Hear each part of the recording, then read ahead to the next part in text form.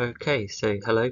Yeah, welcome to part three. Essentially, watch the other parts if if you haven't, just so you can get the whole story. Although to catch you up a bit. So yeah, looks like Orphean's finally finished his own upgrading, and the Legion of well, but when I say lose Arvin, Arvin's just only gone elsewhere, but the Legion are now going to find him, especially with now they have the time because there's no other problems happening on Earth at the moment.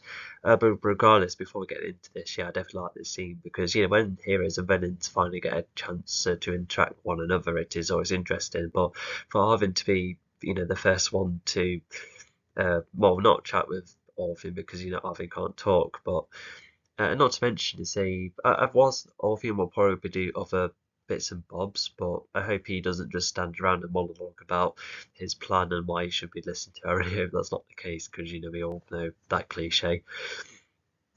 Um, oh, sorry, yeah, record is still happening. Okay, but yeah, we'll just see what the scene is like because it has some pretty good moments. And oh, yeah, not to mention, even if the other characters don't get as much of a chance to speak for Orpheum, maybe they could have had well, whether a tiny bit was done in these videos in this novel, or you know, if I later think of an improvement where more of exchanges could have been done whilst fighting with Orpheum. I think that's where they could have developed a proper hero and villain dynamic then. Although, as a simpler story, I guess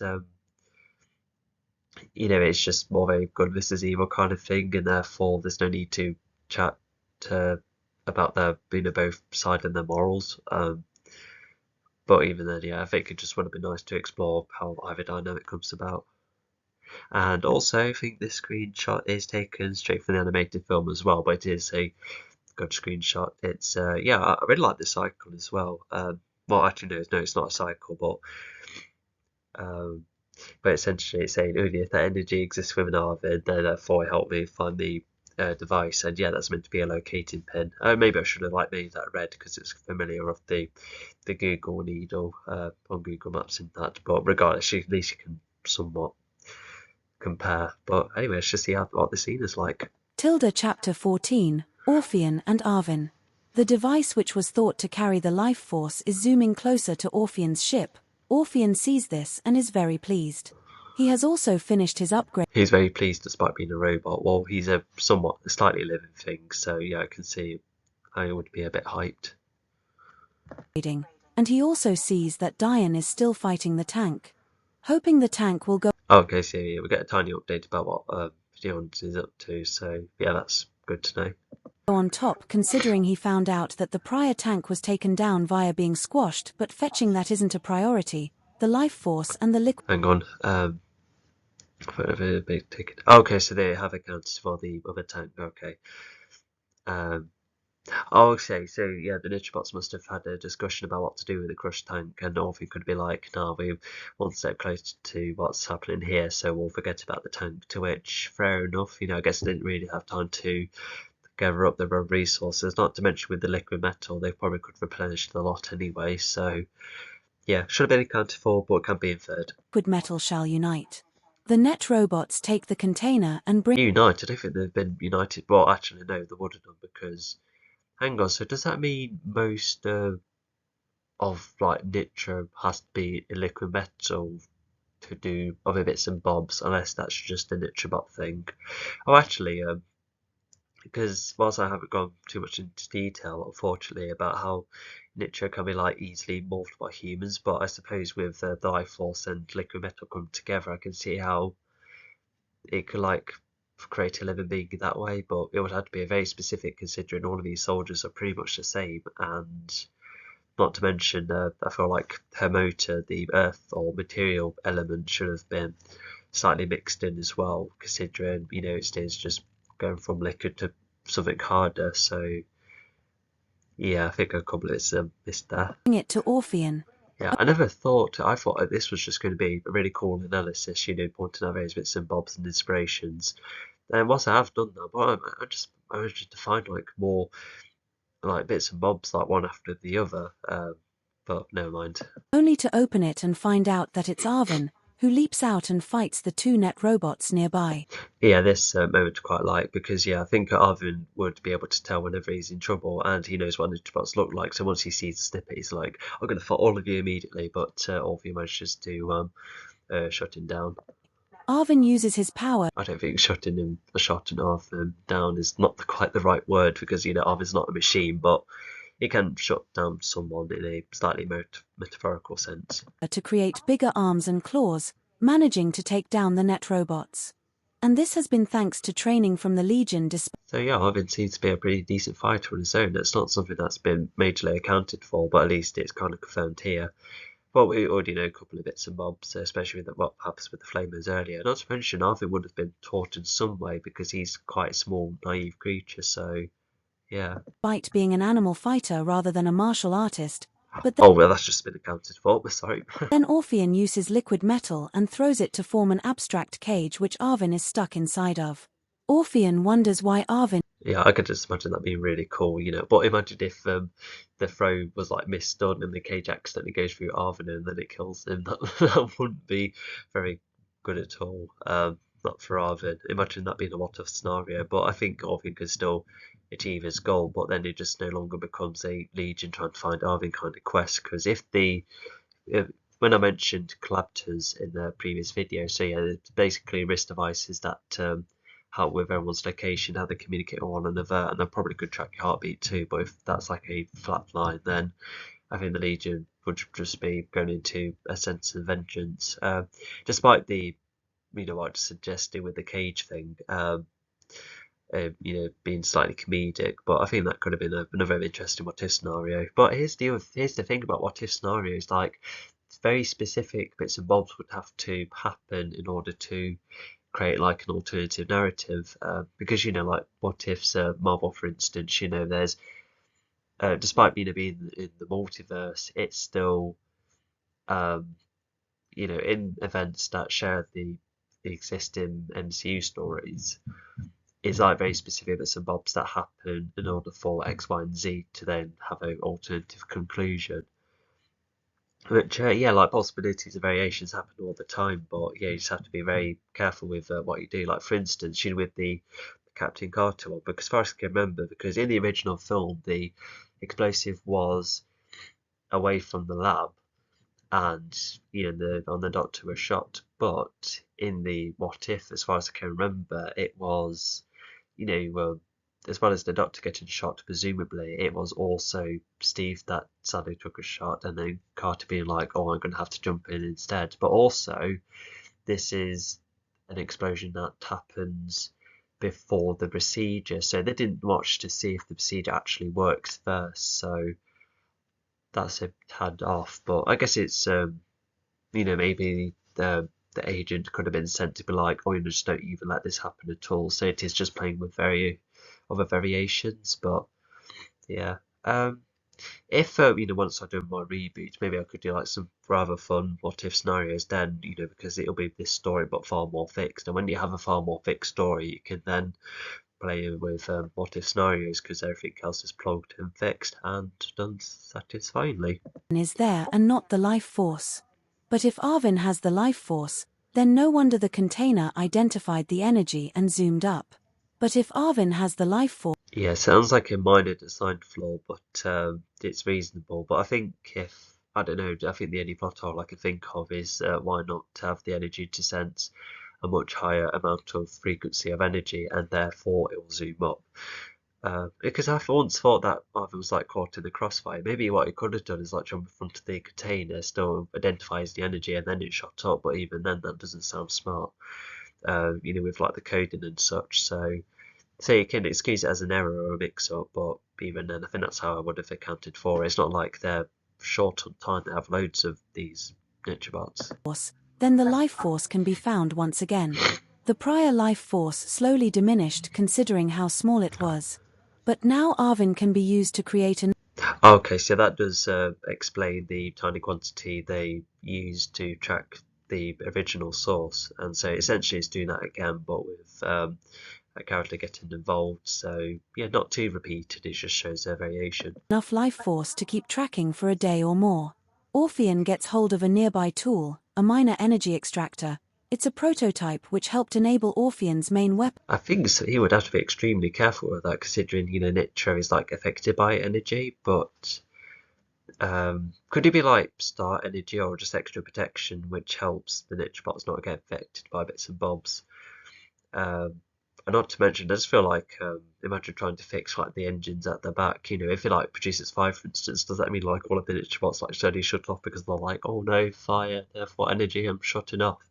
But that'll Tilda be Chapter really 14, daft. What about the Orpheon colder and space? Arvin. Like The freezing device which was is thought to somewhat carry like the life apart from the force is element. Does zooming that closer mean to Orpheon's the ship. sense to that too? I'm Orpheon not sees sure, this but and is very maybe if you go pleased. like a He has spacesuit, also that could finished be his quite upgrading, cool to and he account also for. sees that But not to Diane is mention, like still Orpheum fighting the manages tank. to possess life Hoping the force, so tank will go even on if top, he, considering he I don't found know, he would out have that the to prior tank was layer taken himself down via extremely being well like the squashed, but tank. fetching that isn't a But oh yeah, but priority. I The think life in the force and novel, the I think liquid did metal I shall excuse unite. that by The or net robots make take the a container and bring it accounting to for it Orpheon, by only have the to open energy it and just within find the out that weapon, it's Arvin, therefore, who leaps out and fights the oh, I two don't know, net you just have robots to control nearby. it to very Arvin specific uses ways his because you have power to to interact create with the bigger arms energy and to, claws, managing to do take various bits down and the bobs net about it. But robots. if it's like done And this has through been very thanks to specific bits training and from the bobs, Legion then despite fair being an enough. animal fighter rather than a martial But yeah, it's artist. almost like the life But then force doing Orpheon like uses the liquid work, metal and just throws within the it to weapon form an because abstract often cage which Arvin is stuck inside of. he Orpheon wonders why he Arvin is manipulates the there and liquid not the metal from life time to time force. anyway. But But if also not to Arvin has mention, the if the life Nitrobots force, are, then no wonder the carried container through with identified life the force, energy then and why zoomed up. does But if other Arvin has energy the life affect force, it? then the life force can be Um, found once I don't again. know, because it would The have like prior made more life for force sense if slowly the maybe diminished Nitrobots were considering just how like small it completely all was. metal, no But energy now at all, Arvin but can they be have the used life to force create and enough life force to to keep keep them tracking alive for a day essentially, or but more. yet still get affected by Orpheon other gets hold energy. of a nearby tool, I a think that minor should energy account for as extractor. well. It's a Maybe I might make prototype my which helped enable all my Orpheon's robots main just weapon to free absorb of the life energy, force just without have any like of the energy getting to a him. battery It's a mace, or and a something, powerful one at like that, a double A able or to spin something, its and top only to one on make the battery mace more acid. of a shredding weapon. As Anyways, Orpheon uses continue. the device against Arvin, Orpheon sees that Arvin is the last of his kind. Oh, okay, so that's interesting. So it was a prototype to, for the main thing. That's a kind of a cool detail. Also helps with some foreshadowing. Orpheon remembers diminishing the And, yeah, foreshadows Orpheus' main weapon, which was slightly hinted when the Nitrobots had their own tiny versions of the weapon. A mini mace, was it? That's it's fine. It could have make it look cool. race considering Xyanthor thought this race could potentially overthrow him. Luckily Arvin was found by another alien when Arvin was nothing. Does that actually happen in any of the battles? I don't know. I just hope it wasn't established and it's not been used in battle at all. But if it's constantly used to whack around, then there's no need to spin it. It would like affect the swing and momentum. But a fetus, but an escape pod led Arvin to Earth, and he was then looked after by Pod, Nicole and Mike, and these creatures. Oh, no, that's a cool detail.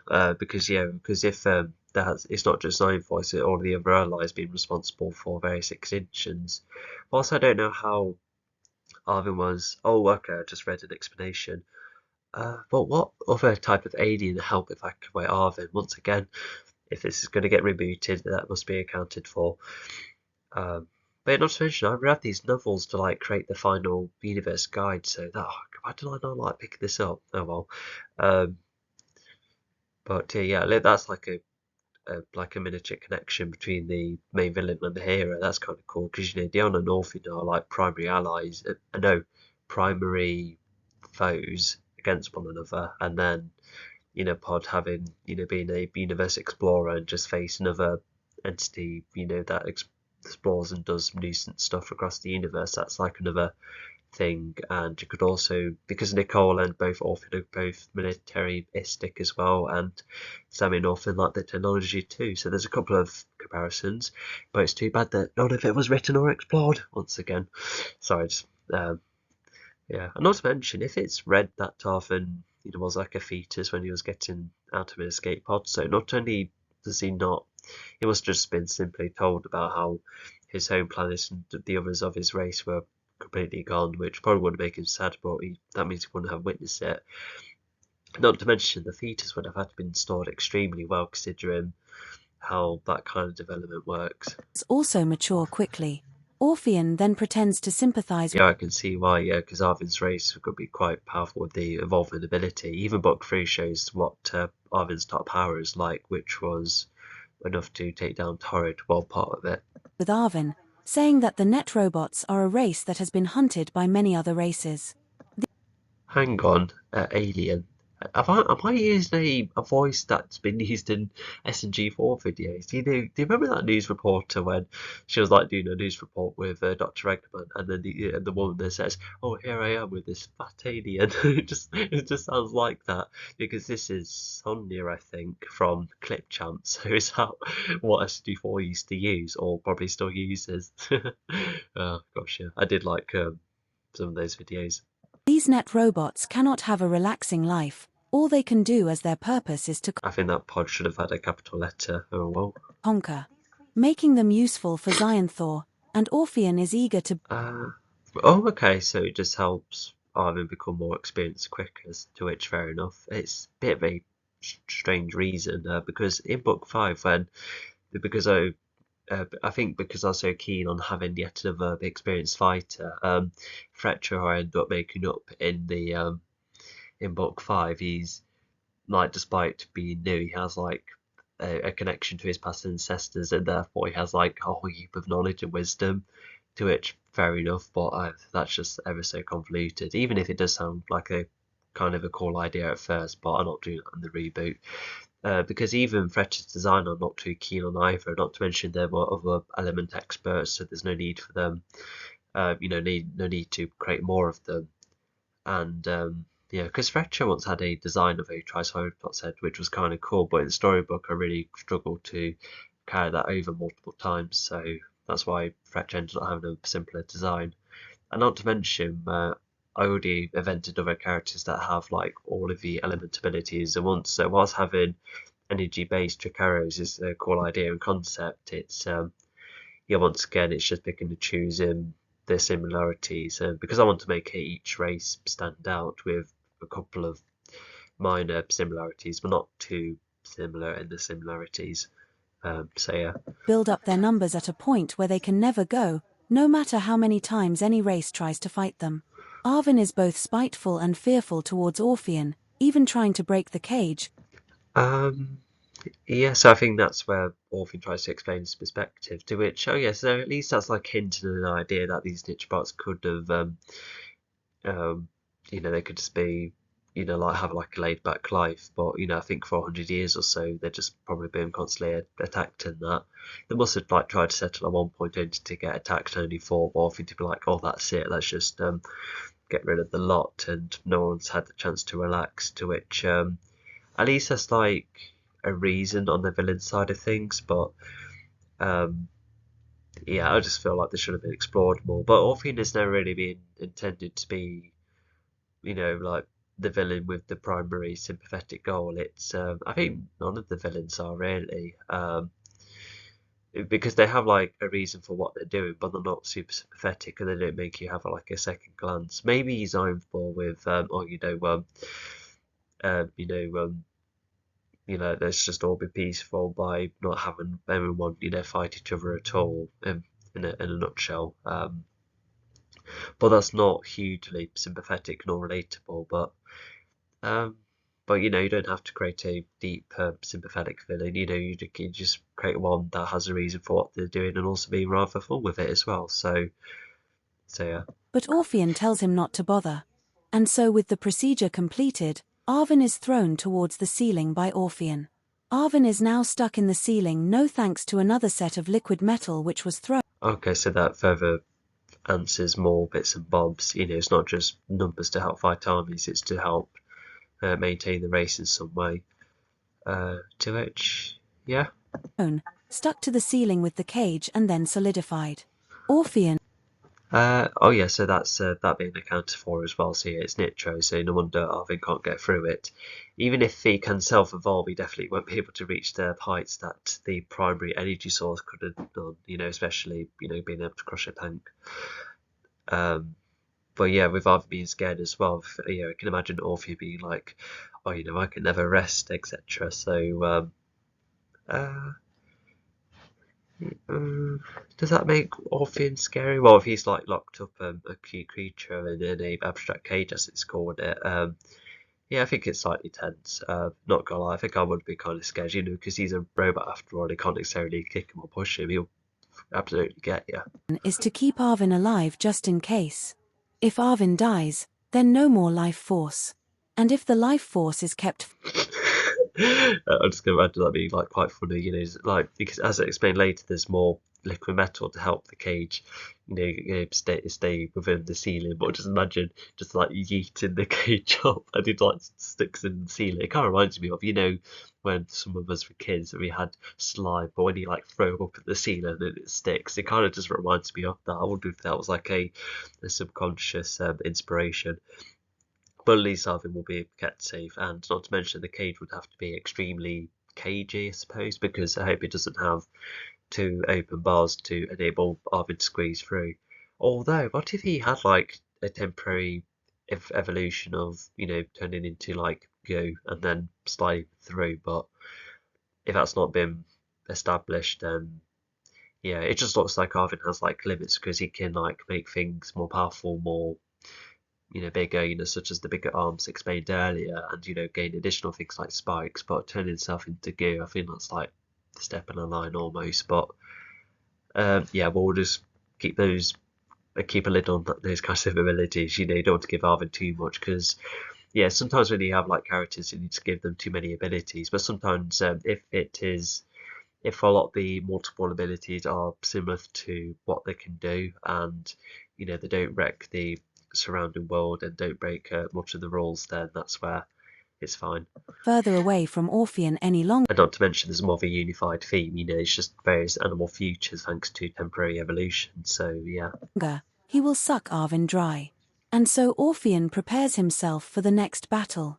A battle which should be soon, considering his other net robots see that there is some progress towards shutting down the Earth Space's Ah, okay. So yeah, that I too accounted for as well.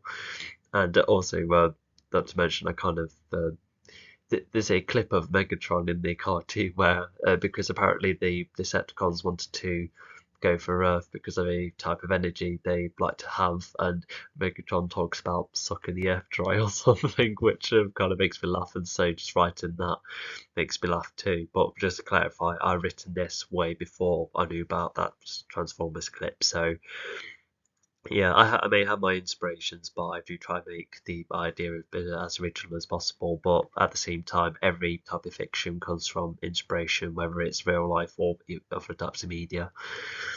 Um, so yeah, that's why art is kept alive. Yeah, I can see that being sensible. And oh, and what's this next battle? fields.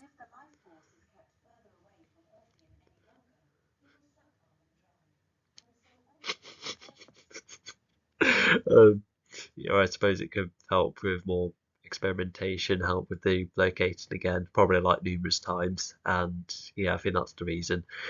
Yeah, because I don't think you'll be able to source Arvin and then be able to achieve the goal. He needs the primary energy source to create more Ninja bots. So yeah, um, yeah, it does accounts for all sorts. Because imagine if I accidentally made it so that Arvin has like a similar level to the main energy source, that would have been like a really bad contradiction slash plot hole. So yeah, Arvin just only has a quantity to compare to the main energy source. Tilda Chapter 14, Orpheon and Arvin. The device which was thought to carry the life force is zooming closer to Orpheon's ship. Orpheon sees this and is Oh, there we go. The hacking battle is finally come to an end. Oh my gosh, this is like a longer battle than the actual field battle. Imagine some people being like, "Hey, there's some servicemen that need some first aid," and then the rest go, "Nah, we're still in this hacking battle. These ninja bots on computers will not go away." Just imagine that happening. Anyway, let's continue. All right, so what's happening here? Yeah, I quite like this image as well. Yeah, I like the first aid part. On the middle right somewhere, you can see, yeah, the core provided some first aid despite not touching the body at all. It looks like she's just touching the serviceman's foot. Maybe that's what she's interacting with. And then, yeah, Sammy's inside the building, and then, yeah, just had the others there. Oh, look, Pod's using his trident to defend a kick. That's kind of neat. I feel like everyone else is too close to range, but never mind. But also the servicemen, they're meant to be visors and that, but they look like lime green hazmat suits, so they makes them like thick and that. Yeah, if I'm carrying over servicemen in the reboot, which is likely, yeah, they need to look more like soldiers, not the type of people heading into a nuclear power plant. Tilda Chapter 15, Back to Base. The Legion has made it to the base. The life force is placed in a safe within a hidden room, which is notified to all Legion members, and Yeah, that's good. now they are going to find Arvin's locations thanks to his very own tracking chip. Location. Yeah, it's not like Arvin's like going all over the universe and multiplying. He's not. I don't know. Who was a omnipresent character? No, I don't know. In his body, which will also help find Orphean's ship as well. But as they try and find Oh yeah, so it's hitting two birds with one stone. They're finding the mate, but also finding out where Orphean is. Because if things gone a certain way, then the Legion could be like, all right, we found them both. Let's go straight up to the ship. And I think all the forces would have gone up there, and it would have just been the space fight, just on the ship. And yeah, considering Dion wasn't ready until later, then the Legion will probably be with Orphean a lot longer, without Dion. And so, yeah, that's an interesting set of events. So it's similar, but except that Earth space does have a massive disadvantage because of what happens. Arvin, an argument starts to occur, and Pod's trust in the Legion gets. And yeah, I think this argument does happen as they're trying to locate Arvin. So yeah, Nicole and Sammy are probably looking between looking for Arvin's location on the laptop, but also just like flicking up their eyes towards Pod's face every now and again, with Pod being angry. Because imagine if Pod was angry enough to like whack the laptop and they're like, no, we're trying to find Arvin, your mate. But obviously that's not what happens. Because Pod still cares about Arvin, he still wants him to be found, so he's just going on a bit of a tangent. But at least some progress is being made, to which I hope. Unless it's just like a buffer of like the laptop being like, find Arvin's location, and then they'd have like time to argue and just probably wait for a beep. But yeah, we'll just see how it goes. It's lost after losing Arvin. Nicole tries to argue back by saying that there is a chance to bring back Arvin and that considering how close Pod is to Arvin, Pod should have pointed out and criticized Arvin's curious nature. Pod wonders why he joined. Oh yeah, I think that's what Nicole is trying to argue.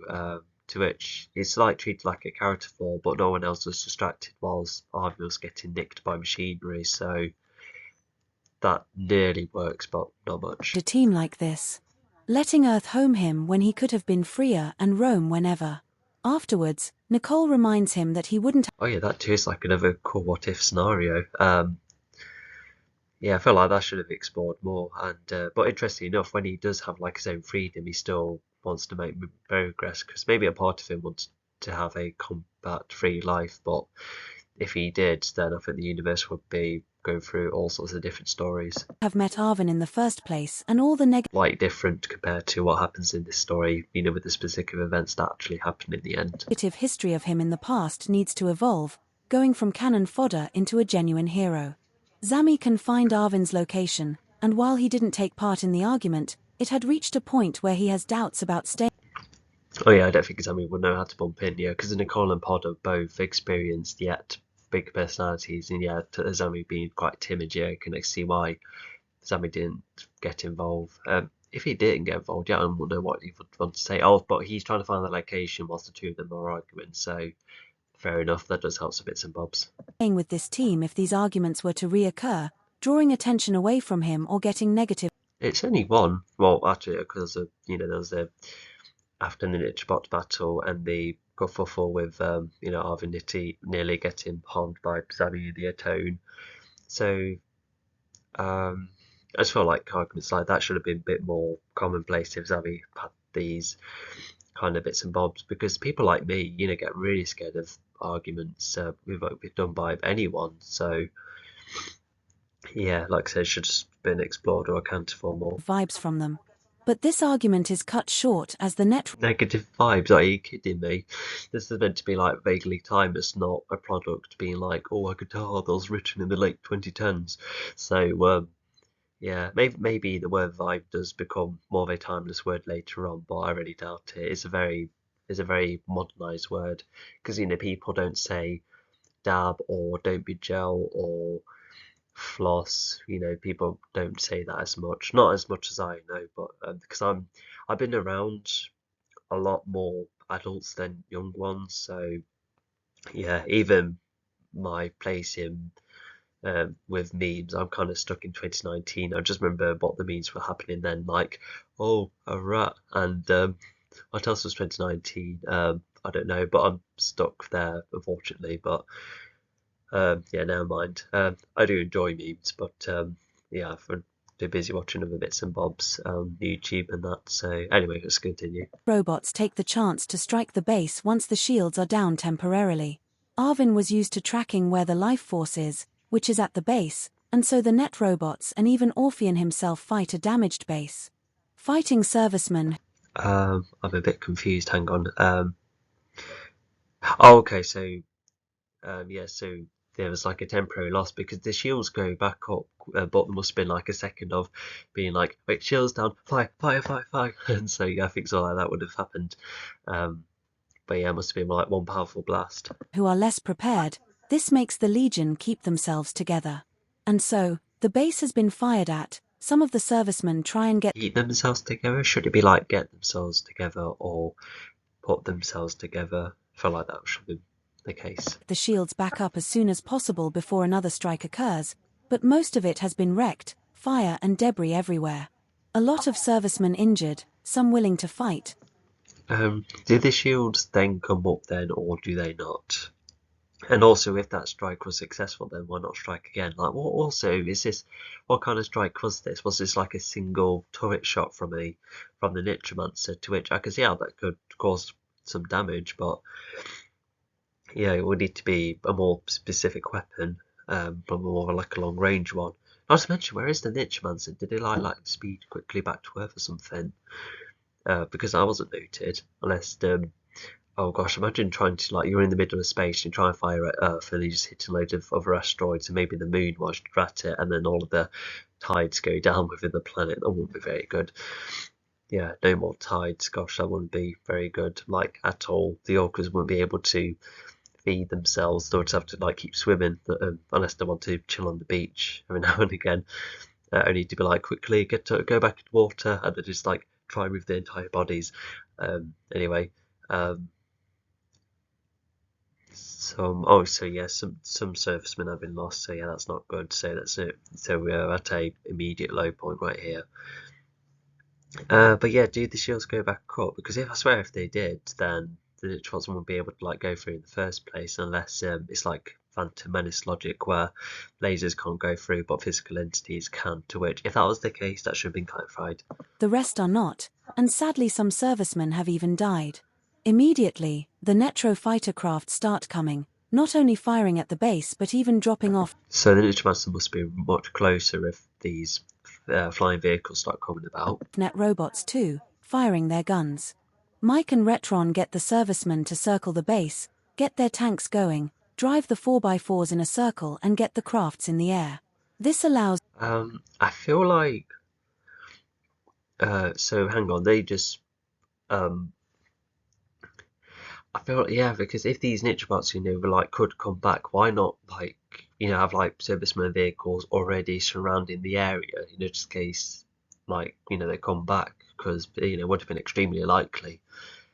So yeah, it's a good strategy, to get everything circled, but once again, this position should have been maintained, have a good amount still out there, whilst the rest do some first aid indoors.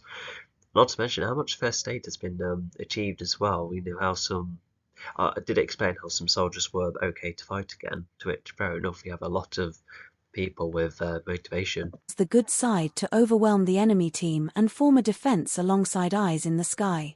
The Legion is also down considering the Legion building is not far, but they start seeing the attack from quite a distance, with no Oh, so that was caught in the big crossfire as well, fair enough.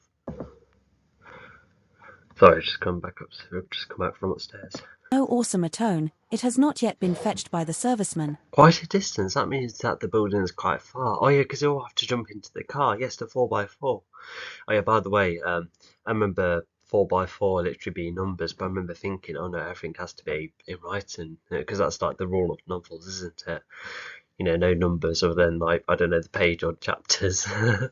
And the ISBN number at the back of the book. Yeah, those are the only numbers that exist. Anyway, so yeah, I just wondered how much the building was I can imagine quite a lot, but the Legion building probably, like a snippet. And so Nicole's spare 4x4 is still intact, and the Legion gets Fetched. What are they? Dogs. driving. The servicemen and net robots use their abilities again, going at each other from a distance, and with slightly more net robots, they start closing in. But what makes matters worse is that Orpheon has now arrived in his Hang on, going at each other from a distance, and with slightly more niche spots, they start closing. Oh, okay, yeah, okay, I get it. So yeah, just some strategy advancing.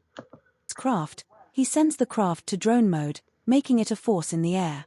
And so Orpheon stands strong, gripping his And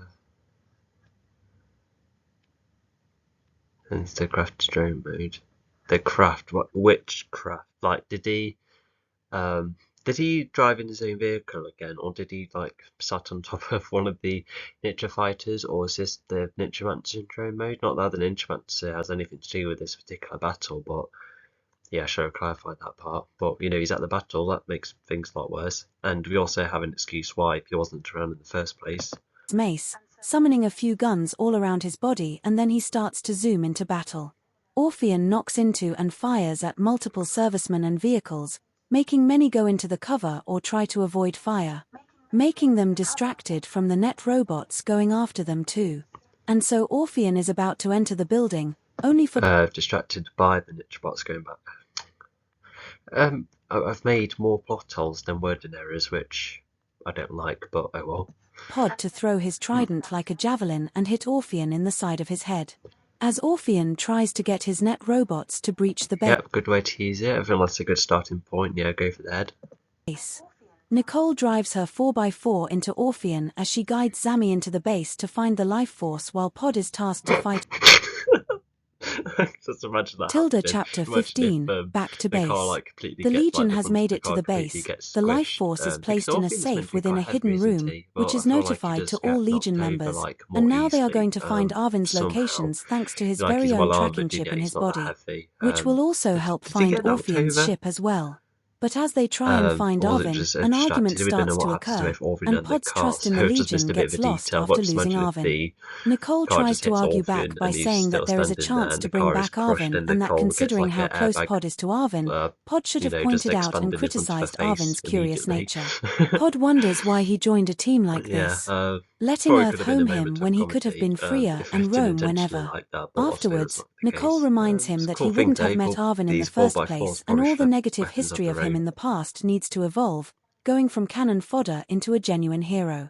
Zami can find Arvin's location, and while oh yeah, so everyone has a bit more of a role. So yeah, what I also like about this scene is that Zami, he's happy to protect the energy life force because he can recognise it being a important yet, well, not only seriously important, but as I'm being like, oh, I've got this great task and I'm not going to fail it, especially as it makes me purposeful. But he is taking the situation more seriously, and yeah, because I think an earlier version of him would be like, oh, I totally want to fight, I'll be facing Orpheon, etc. But he's not like that as much. So yeah, and it's even a bit later on where he tries to save or help Mike. So yeah, there's like a reason why Orpheon gets the energy source in the end, which is a pretty good reason. I hope that's like well written, because if not, then it backs the story. While he didn't take part in the argument, it had reached a point where he has doubts about staying with this. Well, not his tank, but you get the idea. But yeah, just we get an update once again, and yeah, Nicole. I think Nicole just try and contact him, and Dion's like, I'm already busy at the moment. Team if these arguments were to reoccur, drawing attention away from him or getting negative vibes from them. But this argument is cut short as we already know that. That's been repeated like 3 or 4 times now. The net robots take the chance to strike the base once the shields are down temporarily.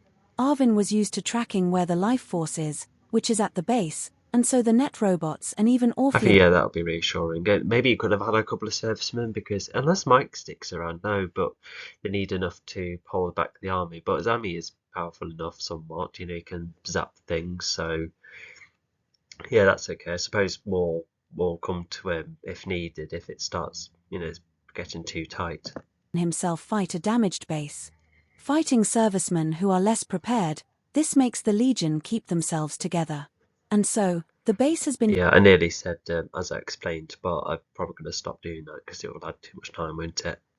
fired at. Some of the servicemen try and get the shields back up as soon as possible before another strike occurs, but most of it has been wrecked. And that's where she starts to, oh yeah, she starts to get more sentimental at the point where, she tries to help out more than get involved in the fight, to which I suppose it helps open up her sentimentality a bit, but at the same time, she didn't have moments where she was like, "Oh, fight off the injuries. I'm not going to help you out until the battle's actually over." But does that mean like how many other servicemen know first aid? Well, actually, no, because they're ambulance, soldiers, police, etc., all intertwined into one, so they all should be helping out each other.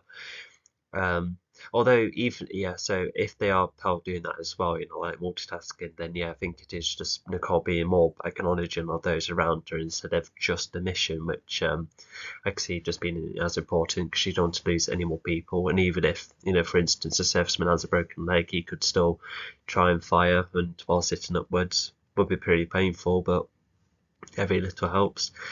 And yeah, so yeah, that's the angle I was going for, and it still makes a bit more sense. Fire and debris everywhere. A lot of servicemen injured, some willing to fight. That sounds like a Grinch knockoff with the whole heart thing. The rest are not, and sadly some servicemen have even died.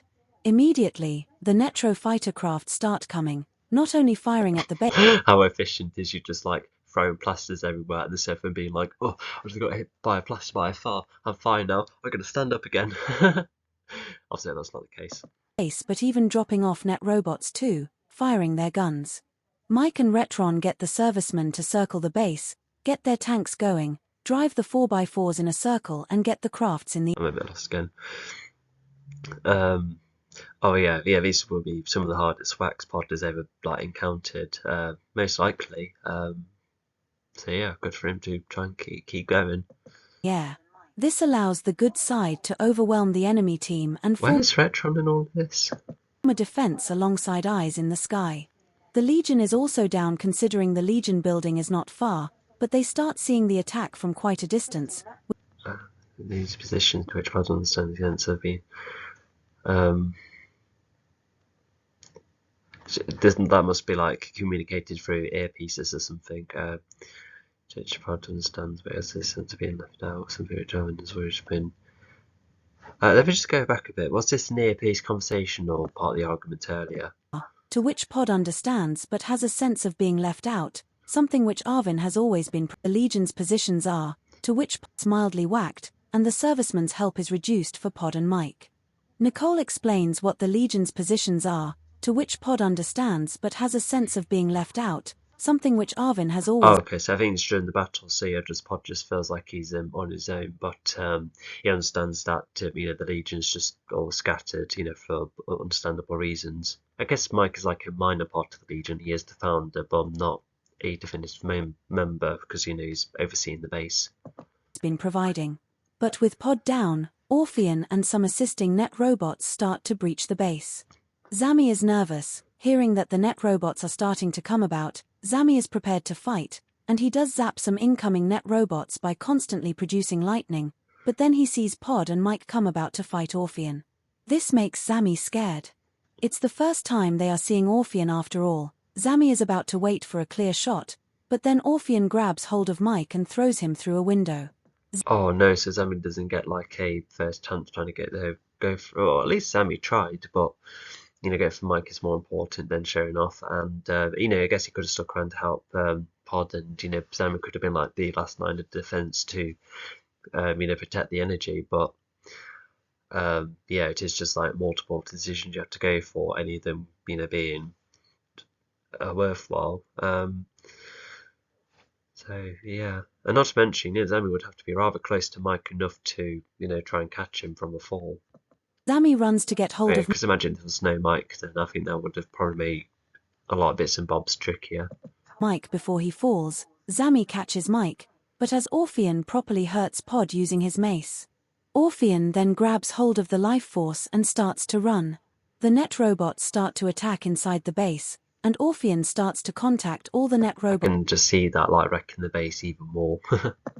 To retreat, all in the aircraft, and off they go with the life force. Yeah, so once they get what they want, they just leave, to which, yeah, good and fair enough, because even Orvian's scheme, that would, like, just finish the rest off, like, very likely. So, yeah, because if he'd, like, tried to fight off the forces whilst, holding the energy, like, granted, he probably would have been very good at looking after it, or, like, keeping it to himself, and then he could probably perform the scheme without any interference, but, oh, should he have done that? Huh. Well, he must have been confident enough that could have spawned enough niche bots from the ground of Earth at a point where he could, like, overthrow the lot. So, yeah, I can see both sides of that. The Legion is gutted, and even Retron is mad as he tries to snipe at. Oh my god, I can't believe did I actually, like, forget to ride Retron into the fight unless he's been mentioned with the whole shooting thing? It's not like he got it knocked out by some rubble or something. Yeah, sorry if I forgot to write you in. Any more net robots he can get hold of. But the land is a wreck, everyone is worn out, and the life force. That just brings up the question, are there no servicemen snipers if he was, like, the only sniper holder? I feel like that's a bit odd in order to make Retron stand out more. Like, I think any of these soldiers could stand out with all sorts of bits and bobs without, yeah, just like I said, that each soldier doesn't need to stand out that much. Is gone, making Retron somewhat angry that Earth could be in danger from this, and he is gathering ideas for what to do next. Nicole has. Yeah, that's like a reasonable reaction, especially when everything's going all out of whack, so yeah. Aided many, including Pod, and Mike is thankful for Zami saving him. Zami's ego has lessened to a point where he is considering others more, and even Nicole is more into people compared to the. I don't feel like that's outlining, like, the part of the arc at this point. That is not very subtle. Mission at hand, but both need a balance. It's almost like notes, like, imagine, like, me reading through my novel and then I was like, okay, so this is where this part of the arc happens. Okay, that's good. But I should have treated them like notes and make sure it's in the subtext rather than outlining it completely. That's kind of bad. Back to Diane and the Collabos. Diane is getting more and more disappointed that he is. Oh yes, so we get a roundup of the tank finally getting sold. So yeah, I think the battle probably would have been quite quick, except what's happening with Dion is taking for ages. So yeah, that's why Dion's not been around all of this time. Although, imagine if he did beat the tank earlier for whatever reason. Once again, it's another what if scenario, and then he just just to get to the base earlier, probably stop Orphean, and then he doesn't get to grab the Life Force in the first place, to which yeah, it's just postponing the whole plan, just a lot, really. Unable to not only help the Legion but also unable to help many other situations, he is not keen on letting anyone. Yeah, like, imagine what else is happening on other planets, like with the Nine-Foot Allies, for instance. Down, considering how efficient he is known for it on many worlds. Diane is getting more and more damaged. And while. Oh gosh, this must have been like one of the only times, maybe in a long time, where Dion's just been stuck at one spot for too long, and yeah, I feel like that would have let some others down, to which is greatly accounted for, but that's been shut down for a very long time, so that's definitely different compared to this. So maybe you could just chalk up to Dion just being trying to sort out other bits and bobs, because I feel like this niche bot fight would be broadcast and such, like with the races updating each other of what Zynefall, etc. are up to. I can see that happening, but I don't think that's been written. He is running out of choices. Despite his power, he does his best to avoid environmental damage. He does try and be careful. Despite his lowering power, he does manage to save. Yeah, imagine if he did have to, like, for instance, break a few rocks and chuck it at the tank in order for his own safety and, being able to maintain his flight, etc. I feel like he would be able to justify that, and the others will be fine about it as long as it's maybe, like, made up for, nobody's life is gone, so. But yeah, it looks like he's trying to, but in this case, it's just trying to maintain, his own rules despite his incoming danger. So good for him, but like I said, that could have been an interesting idea to use the setting, but I think I was just keen to avoid contradictions. One Collabos from some rubble and then zooms back. I think Collabos probably should have a capital letter as well. To the tank. From how impressive Diane is. Considering this is a race that has never seen Diane before, the race becomes inspired, and so they get hold of their new Yeah, I can see that happening. This planet has never been in trouble before, but if my universe guide is like made the planet, like the whole galaxy made up of 9 planets, and that's like extremely small, that would have made like other planets far more problematic. Maybe like some space battles out and about too. So yeah, but like I said, at least it's better to keep track of everything. So yeah. catapults. They are uncertain if they will work, and it is unknown. New catapults, that must mean they've created some defences recently, considering trouble going all around. But do they have like any contact or any awareness of the outside world and what's happening? Like, well, in my final universe guide at the time, there were like other races that exist. I think maybe did it have one of the races that went in and out of planets for first aid or resources or something? Unless I'm getting confused with another planet. No, I think that was another planet. So yeah, not only am I nearly writing for the writer, despite the writer being a past version of me, as like the younger version of me. Yeah, I think there should have been a bit more explanation for why these catapults are new in that. If their rocks will help against the tank, but they can still try. As Diane is at his wit's end, the catapults get fired. Yeah, good to try. Yeah, even if it doesn't work. Yeah, I think that's always a good mindset. Trying against the tank, this does make the tank distracted, making the tank fire at the Calabos. The catapults get fired. I think it's meant to say the catapults then fire, because it's not like these catapults are on the Apprentice and Ellen Sugar telling them to F off. Using its main cannons and side cannons. Diane takes advantage of this despite being nervous for them. And so Diane zooms towards the oh, so it acts as a distraction. Oh, that's rather good. Tanks and fires missiles down the main cannons, which damage some of the machinery inside the tank. Diane then It just reminds me of that bit from X-Men Origins Wolverine, where the tank missile like explodes within the tank. So I think that's like that kind of thing it's going for. To which is a smart thing, but it's high risk because you don't know when it's going to shoot at any time. But maybe Dion has like enough analytics to do that at a good time. So yeah, high risk, high reward kind of situation. manages to rip the tops off the tank and even the side cannons. Also, this is like going for the trope of a hard shell but soft insides, assuming that the circuits inside the tanks are soft, to which, yeah, it's understandable. Destroying the whole... Yeah, just imagine if someone creates a type of machine where they're like, oh, this is going to have a hard casing all around this machine, but it's also going to have like hard shells all around the circuits as well. So it's like extra protected, and some people could be like, wait, hang on, does that make it not like heavier than that? Yes, but it's more like bulletproof and even more waterproof, more shockproof, and then yeah, I felt like that could be like a really good parody thing. Tank, finally. Over time, the race comes to celebrate Diane. And Diane quickly thanks them, knowing that Earth needs his help. Diane, while thanking the race, states that the race... Yeah, quickly is definitely a key word, because he definitely needs to get going. But I think he's like, having like share like a bit of respect with one another. So because it could be like be rude to like save some civilians and then have to leave, but for reasonable reasons, of course. But Dion could have like made a gesture, but because he's a robot, it's not like he needed to catch a breath before going. So maybe he should have like left quicker. But yeah, because does he then go nearby to Earth after this? Probably, but was the planet also far away to justify the travel, like the long travel, even despite nearly reaching light speed? I think I hope I haven't missed these bits out, but fair enough if I did. Didn't have to help him considering the danger, but the race goes on to say that even the most powerful beings would need help.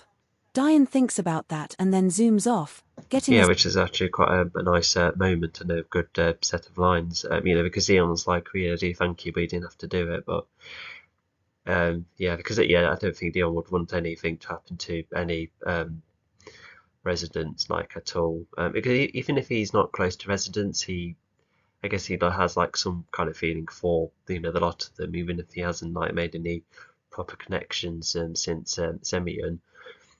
Although that reminds me, for those like the Titarans that survived the elemental battle, they would have been like one generation after the next. Did he not like update himself quickly? But even then, it just goes back to about how 400 years or so, the universe just has been in chaos at a point where he couldn't really update himself on any friends he might have made along the way. But yeah, I think that should have been explored too. Star to heal himself too, already knowing where to go next.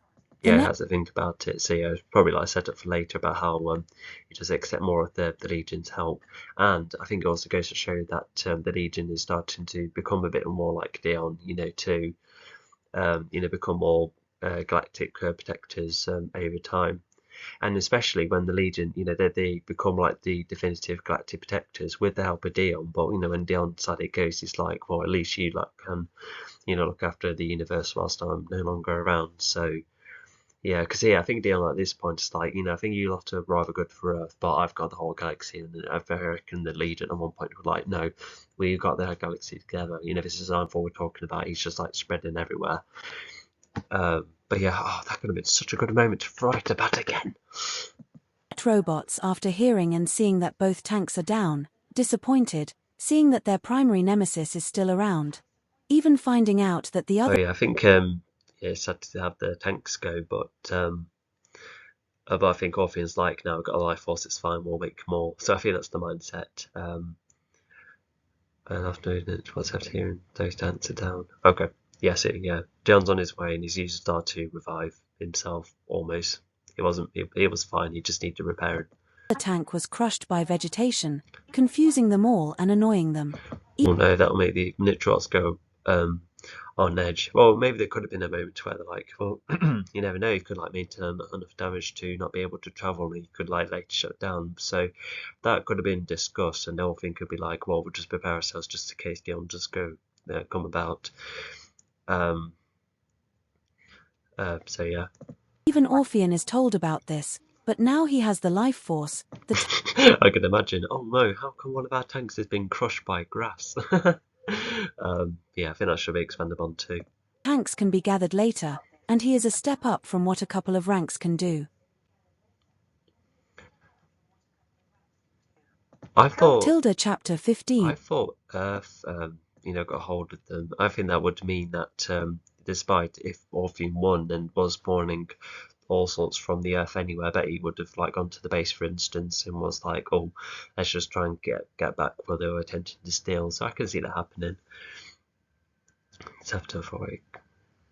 I forced the tank can be gathered later, and he's a step up from what a couple of ranks can do. I think that's meant to be a metaphor, but not a very good one. But yeah, because there's no ranking in the Nitrobots side of things, so I think it should have said Orion's about to be more powerful, more godly, perhaps. But oh well. Okay, time for the next one. Okay, we're in a very big chapter. I'll be very surprised if I complete this in this afternoon, which will be unlikely. But yeah, let's just see how far we get. Also, a quick thing, I quite like this image. This is the image of his defeat, where, hang on, I think the wrong mace is thrown at him. Oh well. But yeah, the life force has been, thrown at Orphean, and Nicole's keeping the defense up, and Pod must have kept Orphean in that position using that kick, and Demi did zap the mace into Orphean, and now a tree is growing within him. And Dion's flying away in the background as well, so yeah, kind of a cool image. Tilda chapter 16, A Galactic War. Hours later, Orphean now has the life force. Zami gets fired by Retron, which we already knew, the Orphean part, for letting the battle lead into failure, and the base prepares for a space battle before the net robots make any more steps. Pod even tries to find a way to leave Earth after being fed up with being part of another. Also, not to mention, has Zami been... Let me just go back to the first part, because Retron tells Zami to go. Oh yeah, of course he does, yeah. Fired. Zami already lost his job. It might get helped, unless it's just being fired again. To which it's like a somewhat intentional repeat. Zami, losing his mundane job, and now he's probably being forced out to what could be his most important role ever. And proper low point there was just leaving everything. And looks like Pod at one point tried to leave everyone. if like for instance, if he was like badly beaten by Orpheus, did that mean that Pod was going to leave the fight? But it was thanks to Nicole reminding him of Arvin, to which made him keep going. To which I could see both sides of that, but that should have been done far better. More of a reason why Pod wanted to leave too, but leave, on his own terms. But he could have like left with Sammy perhaps, but I don't know. I think I've got a bit mixed up here. And the base prepares for a space battle before the net robots make any more steps. Pod even tries to find a way to Prepare the base again despite a severe loss, but I suppose you can't stop. leave Earth after being fed up with being part of another fraction involving combat, where others are getting hurt, losing those who he has cared for compared to other people in his past life. I think that should say beings, and I think this thought is also a bit rush as well, because Arvin's still alive, isn't he? They found that out, didn't they? Unless they are entertaining the idea that Arvin could be not around anymore. But I don't know, because I just felt like probably could have quit because of losing to Orpheus like that easily, and Pod could have also had moments being like, I'm in this ice and fire, etc. Happening. What is this energy? Why can't I get it out fully? This could be so useful, and then it could add to how Pod could be mad at losing, but that's not really the case here, because I don't know, because the base was just defending themselves, so I just leave them. I don't know. That has not been clarified whatsoever. Nicole sees that Pod tried to leave the Earth, finding a possible airport or anything else, Oh yeah, but as Pod is followed by Nicole. Yeah, good luck going. Find, I don't know, Heathrow's airport, and was he just going to go to another part of Earth then? I suppose he still likes Earth. What other planet could he go to? I don't know. Pod does realize that if he leaves, who is going to help? Did Nicole catch up with Pod? He would have been an extremely fast runner, jumper, or swimmer, so I think it would have made more sense if Nicole was on a bike, for instance, or maybe her car could have been used again, despite being ran into Orpheus once. Arvin. Where else can And yes, we don't know what the car's status is like. I feel like it could have still been useful in the fight, or more accounted for if it get destroyed and such. he go? Will there be another? Chapter 16, A Galactic War. Hours. Oh, wait, hang on. Did this chat just have a hint of emotion? Let me just listen to that again. Those who he has cared for compared to other people in his past life. Nicole sees that Pod tried to leave the Earth, finding a possible airport or anything else, but as Pod is followed by Nicole, Pod does realize that if he leaves, who is going to help Arvin? Okay, so it must have been like a rash thought, and then he started to think about other bits and bobs, so the change of mind makes sense-ish, but not how it came about in the first place. Yeah, I think it would have been better if Pod was just like at a low point and Nicole's like, oh, go on, let's get going, but the whole running away part, I don't think so. Where else can he go? Will there be another planet? I think the bot is just had a bit of a voice crack then. Oh well. Accept him in this way? That does make him stop in his tracks as Nicole goes up to him. Nicole sees that Pod is down on his luck. Pod collapses to his knees, disappointed with his decision. But I like these moments, but it just goes back to the original thought, just kind of letting most of this down. Nicole reassures him that even if Retron doesn't want the Legion to help anymore, they will make their own decisions. Which is pretty. Not only is this a really good idea and mindset, but that kind of mindset it comes back multiple times throughout the story. So yeah, it's a rather good foundation to work off. Something Mike would have wanted. And so, their next stop is... Mike's not dead. Well, he may not be around, but even then. And, I wonder how Mike would have felt, if he had, no Legion member in sight. I guess what could have improved this is Retron being no more Legion, Mike. They haven't done anything to help us. We're doing this ourselves. But at the same time, the Legion were functioning far better, and Zami saved Mike's life, to which Retron should have been a little bit thankful for, but I think it just goes back to how Retron wants to be successful at everything, to which it's getting a bit unrealistic by saying that, actually. Yeah, because Retron can't just fight against Orpheus and save Mike at the same time. He should know this, unless Retron wished he was far more significant. Yeah, either way. Oh yeah, somehow I don't know how much time has passed. Probably would have been like an hour or two. But yeah, Zami managed to complete his vehicle back at his home as well, which is really nuts. Does that mean there was just like one step left, and then they're like, "Oh, done that last step, let's go." Imagine that, like if Mike's like, "Oh, Zami, we brought your vehicle to the base, good wheels," and Zami was like, "Wait, hang on, I was on my last step. The wheels were temporary," and then Mike was like, "Well, okay, we don't really have time to bring it back. You need to get the energy source one way or another," and Zami could be like, "No, we need to fly there, though." Um, yeah, so just once again, I think that should have been accounted for as well. I'm seeing these terms so many times. Unfortunately, the story is just, oh, it's not perfect anymore. That is a really shame. Sorry, I just sounded a bit over dramatic then. Sorry. Zami, who else has access to the air? Zami has nearly finished the creation of the awesome Atone with the flight mode. Zami is also considering leaving the planet to find attention elsewhere. Anywhere else who could Good luck with that, because I think Earth could be one of the more sociable planets, but at the same time, Nahesh 2 exists, which is first heard of in Book 3, so yeah, I think Zemi would have had loads of choices. Once again, another fun what if scenario. What if he left earlier? I think Nicole and Pod would have had to nick a serviceman crash if they go back to the base, and then when Ratron's stop right there, and Nicole and Pod no, we're going up to there too. So yeah.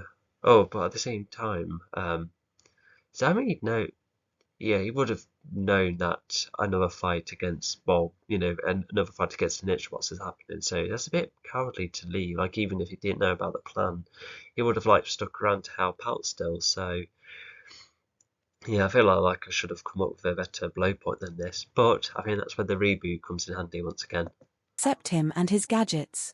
He has lived on Earth for ages as a different-looking human, and the gadgets have I think the point of the whole story is that there are some of that do accepting who he is at this point, but he can't go away from that small group. But at the end, he is I think a fan favorite for the public, and everyone likes his gadgets in that. So yeah, it's almost like him nearly walking away from that first step, because it'll be very tricky for him to start at square one again, trying to make friends and say, hey, look at these gadgets. But even then, not to mention, he only made 3 gadgets, so that feels like a bit smaller in scale. But it looks like these tools, no matter the quantity of it's yeah, he still appreciates them, which is kind of cool. It's like a less is more kind of situation. Imagine if Samuel was a expect a gadget kind of equivalent, and he was like, hey, I've got dozens of gadgets. Do you like any of them? So that would have been totally nuts, and would have made the story a bit out of whack sometimes. If Zami was, he'd likely created a buzz saw alongside everything else.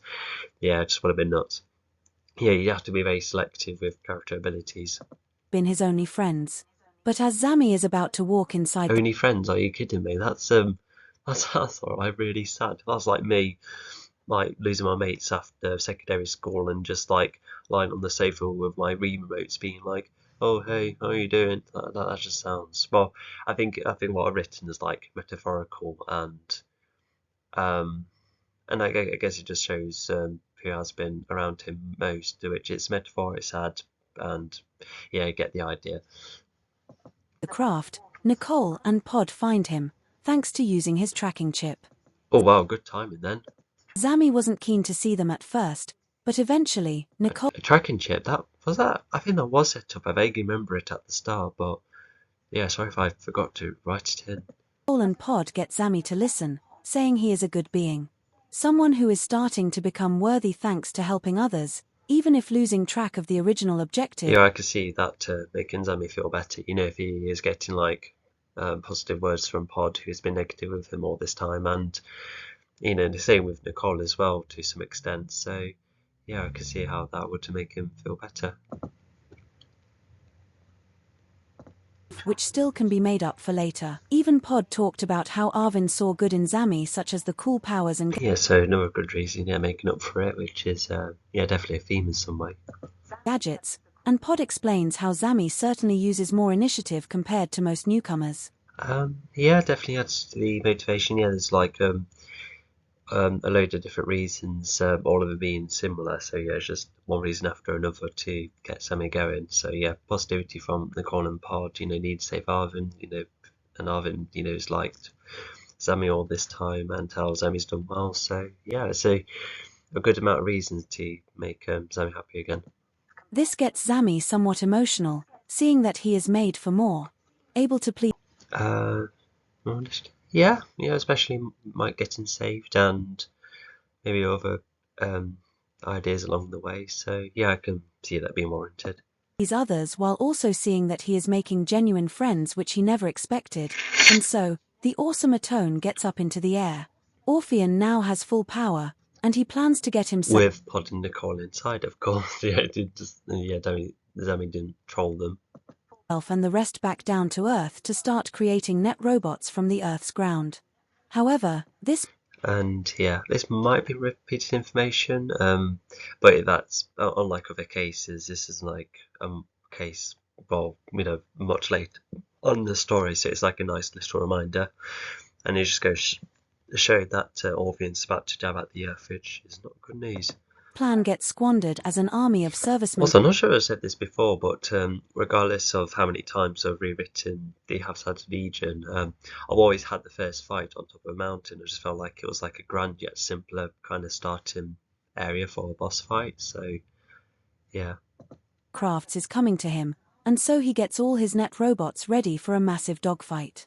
The servicemen craft mainly fire lasers, auto-aim torpedoes. Oh yeah, well, so the Nitrobots must have got themselves really ready, and yeah, the Surfermen would have had to prepare themselves once again and know the plan. Well, it's pretty easy, just sort out the dogfight. But does my core Retron get contact later about the Legion being there and how the Legion were going to go inside the Nitromancer, save Arvin, and then that's where they probably try and go for the Nitromancer, and then how the Legion, and also once Dion comes about, and how they would primarily take down Orpheon. Yeah, I feel like if those updates were missing, I really hope they weren't, because it sounds like the initial plan was just like blow up all the spaceships.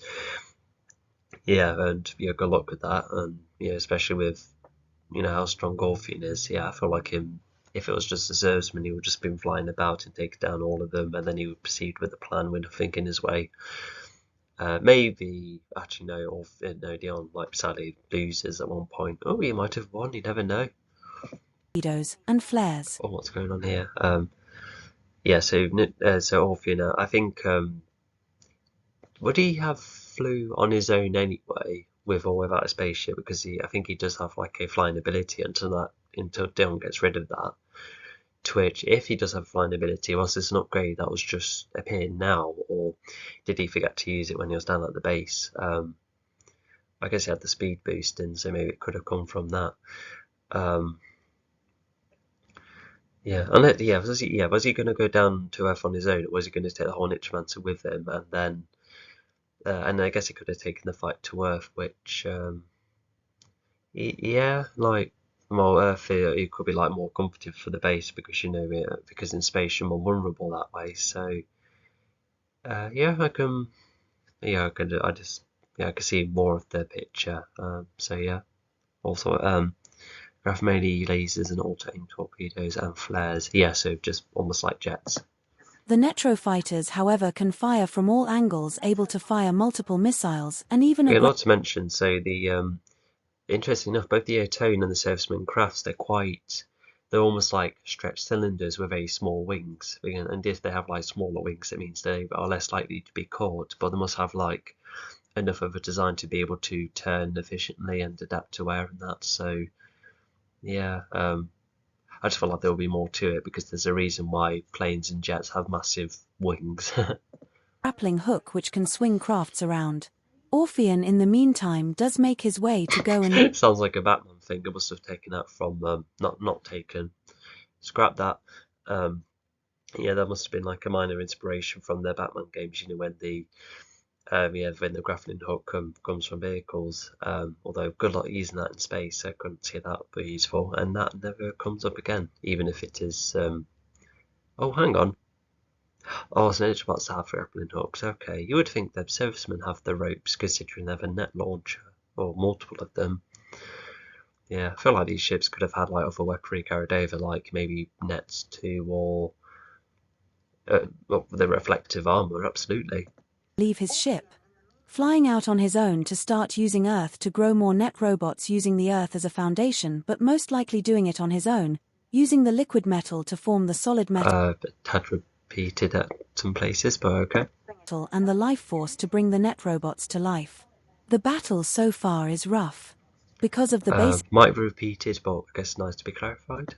attack earlier, the servicemen are too slightly limited compared to earlier, making it hard for them to fight the net robots, even Or too slightly limited, that's one too many words somewhere. if their numbers are somewhat low too. The servicemen and Mike, however, are pushed to their limits with this space Oh yes, they will be lower after the base strike. battle, with not many net robots getting destroyed, making the effort all wasted. But the tide of the battle does lean more towards the good guys, however, as the Legion is Wasted that first, I think I should have clarified. now around. Even Diane is flying through the fight as well, as the only I don't think tides lean, that's a bit... it should have been the... if you look at it in that angle, but even then, tides don't lean. net robot alongside Orpheon who can cope with space. Oh wow, that's good timing, so you have like the full package all coming at once. Zami, as the only pilot, is driving the awesome Atone. Nicole and Pod are all firing lightning out of the Does that mean an average Nitrobot can't adapt to space then? Well, I suppose we talk about temperature, I suppose. turrets, side turrets, and top turrets, and Zami shoots the front turrets, getting rid of multiple Netro fighters. While this does please Mike, who too Hang on. Some of these turrets must be auto because if rewriting this, it would have been Pod and Nicole having a side turret each, so we can shoot the forward one, and maybe there could be a couple of auto ones at the top and bottom, even a back one. But that's a lot of ground to cover. But yeah, I think some of that should be clarified. And not to mention I think the sentry gun should have a drone option, because it's not, he wasn't expecting anyone to fire turrets from his craft. But not to mention, I guess there is a difference between a controlled turret or an AI controlled turret, for instance. But yeah, although at the same time, I'm not sure what Pod or Nicole could have done alternatively. Yeah, I think that's like the best thing they could have done, unless they could have been. Does the Atone have like other weapons like lightning missiles? Did I mention that at one point? I don't know. is flying in space. Retron is keeping tabs on the base, getting jealous of the Legion's significant steps, wondering At why least we know where he is for once, and I remember what happens to him later. Zami is back in action after servicemen report that Zami's vehicle is around. I think Retron could have been like thankful to be like, oh yes, F is going to be saved, but it just seems to be that sour that he's not the one in the forefront. Well, why didn't you go in, into a craft to fly yourself? I think that would have been possible, too. Yeah, I don't know. Yeah, there's a couple of things that should have been polished. Orpheon begins to rush. Seeing the good guys outweighing him, he gets out of the ship, finding an exit first, and even Diane zooms around Orpheon's massive ship to not only try to find Orpheon but get hold of Find an exit, yeah, that's sensible, because imagine if he just bursts through the ship and then he freezes all the Nitrobots inside and he's like, oh no, I'm sorry, but I'm gonna replace you all anyway. Arvin, trapped in Orpheon's room. The doors are ripped open by Diane, and Diane flies to the awesome Atone as the vehicle manages to find an area in the hangar bay of Orpheon's massive ship. Dion, as you remember, is quite tough. Well, yeah, he has demonstrated quite a lot of feats of strength, like holding the Atone and fighting a tank, and even ripping off Nitrobolical doors and probably going up toe to toe against Orpheon, who is quite twice the size almost. Yeah, I've been careful about characters in size recently because they're mainly either small like Carvin or human alike, like Zami and Nicole, and then Pod and Zymfor are somewhat similar but not too big compared to humans, and Orpheon's quite tall as well. Despite the many shapes the characters have. Yeah, I only created about 2 giants. One of them's like a house, the size of a house kind of giant, and then I've got a massive kaiju sized animal, but it's not a kaiju, it's just the size of one. You'll find out what it is at the very last chapter of the books. Ship. Arvin is handed from Diane to Nicole, adding Arvin to the firing of lightning from the ship. Everyone is pleased to see that Arvin is alive. But so yeah, Dion's done well to Yeah, of course, yeah, you're saving Arvin first as priority, and he might have zoomed in and out without any Nitrobots in the way, which can make sense. Are the Nitrobots like the computers? Well, unlikely because they're not hackers. I think literally all of them are out and about. Maybe some are keeping tabs on the ship. But yeah, Dion could have like shot a couple or fought a few whilst trying to save Arvin, because yeah, Dion then attempts to destroy the ship later, but it's making sure Orpheus doesn't get too far. Orpheon and the space battle must end, and Orpheon is already out Not of. to mention, all of this space debris would have most likely be fetched as well, because Book 4 shows that they do have the transportation technology to do that. So, yeah, yeah, I can see that happening. The ship. Diane I earlier. feel like Book 4 is like occasionally fixed a couple of plot holes in Book 4, like, you know, what the development of Nietzsche was like, or how it was all collected. Not to mention, star farming is a thing in Book 4 as well, but you know that would be tricky, like gathering all the debris. So you could probably assume it's like a similar process of fetching space junk and then bringing it down to Earth. Did shoot at damaged parts of the ship's engine at a point where the entire ship started to explode, leaving the Netrofighters alone, disappointing Orpheon and other Netrobots. And so the next plan is performed. Oh, okay. So assume it. Well, once Arvin is back in the Atone can leave, and oh wow, so did Dion shoot the ship as he was trying to find Arvin? Hopefully, I hope he's done it afterwards, because imagine if he timed it really badly and accidentally hurts the Legion or worse, by being like, oh no, make those shots too early. But hopefully he makes the shots at the Nitromats, then that's down, and yeah, the Legion are now out and about again, which is good. The Legion will get a star. Also, just suddenly thought about the turrets. Yeah, was it just hand controlled turrets, and also made better with Arvin joining it as well? I don't know, but like I said, it wouldn't make as much sense to make them handheld. Even if there's autopiloting, Zami would not be able to have any help. I guess, what Zami could have done is like create like a robot ally, someone who's actually friends with. That could be kind of cool, but it's just seeing what the characters can do with their roles, because as you can see in the story, one thing I think is done extremely well is everyone's roles and how defined and useful they are. This story cannot cut any characters. Pretty much, it's like really like spot on in that regard. For Diane, just in case, as Diane attempts to keep Orpheon away from the Earth as they both fly while also aiding the space battle. Diane and Orpheon meet eye to eye for the first time in a very. Yeah, that's somewhat sensible. Oh yeah, because yeah, the Atone doesn't. Oh no, the Atone doesn't have a miniature ship within it yet. That's a Book 3 thing. Yeah, imagine that, the Legion's like quickly leaving the battle to be like, oh, you're just gonna fetch a resource for Dion, and then yeah, the dogfight must have. Well, if most of them are down, then the servicemen will be more okay, I suppose. So yeah. All right, yeah, just on the next bit. Let's just find the next moment. Tilda Chapter 16. A Galactic gets all his turrets and of Orpheon's leaving him, It's quite are funny. pushed to their limiting hook, So which hard can swing to find out where Serviceman it was. crafts is coming to him, and so he goes using Earth to grow more the effort all wasted.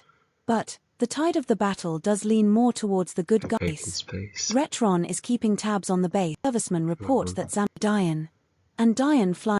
Diane earlier did shoot at damage and meet eye to eye for the. There you go, there it is. So next plans before the Legion will get started. Yeah, that covered. Bob also 18 speaks about Dion meet.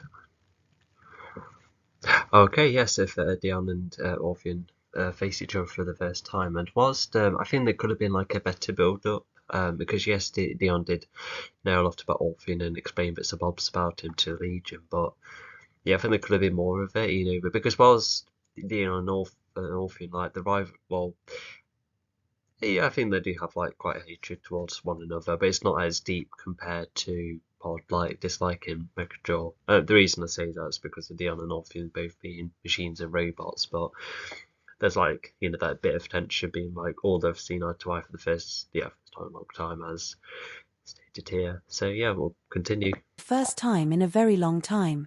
Dion may have been busy no thanks to Xionthor, but he now has his chance to get rid of the worst parts of his race. With the worry of the Legion Yeah, I think to this day, I think that remains accurate. getting hurt by Orpheon, Dion was hoping to face Orpheon on his own. Despite the effort, Orpheon managed to take him. Yeah, because I think Dion must have thought, oh, I'll take on Orpheon and the Legion perhaps could like help with the rest of the space battle, or maybe the maybe like stop with the spawning plan. But yeah, the Legion start coming about once. I think they even make the way to Orpheon, helping with Planet Earth more so. Yeah, because after all, this also the plan is where Orpheon is at, and of course Orpheon would be sticking around anyway to defend it.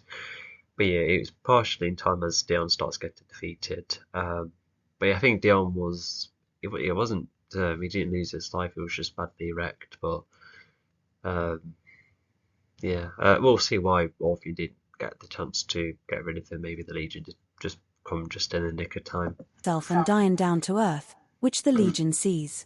Dion tries to tell the Legion to leave. Oh yeah, with Orpheon being bigger, probably more powerful, flying thrust, and probably stronger too. Yeah, I can see why they both end up going down to Earth. There was this bit that was unintentionally comedic in my animation where Dion like pushed Orpheon away, and then Orpheon's like, "Nope, we're going back."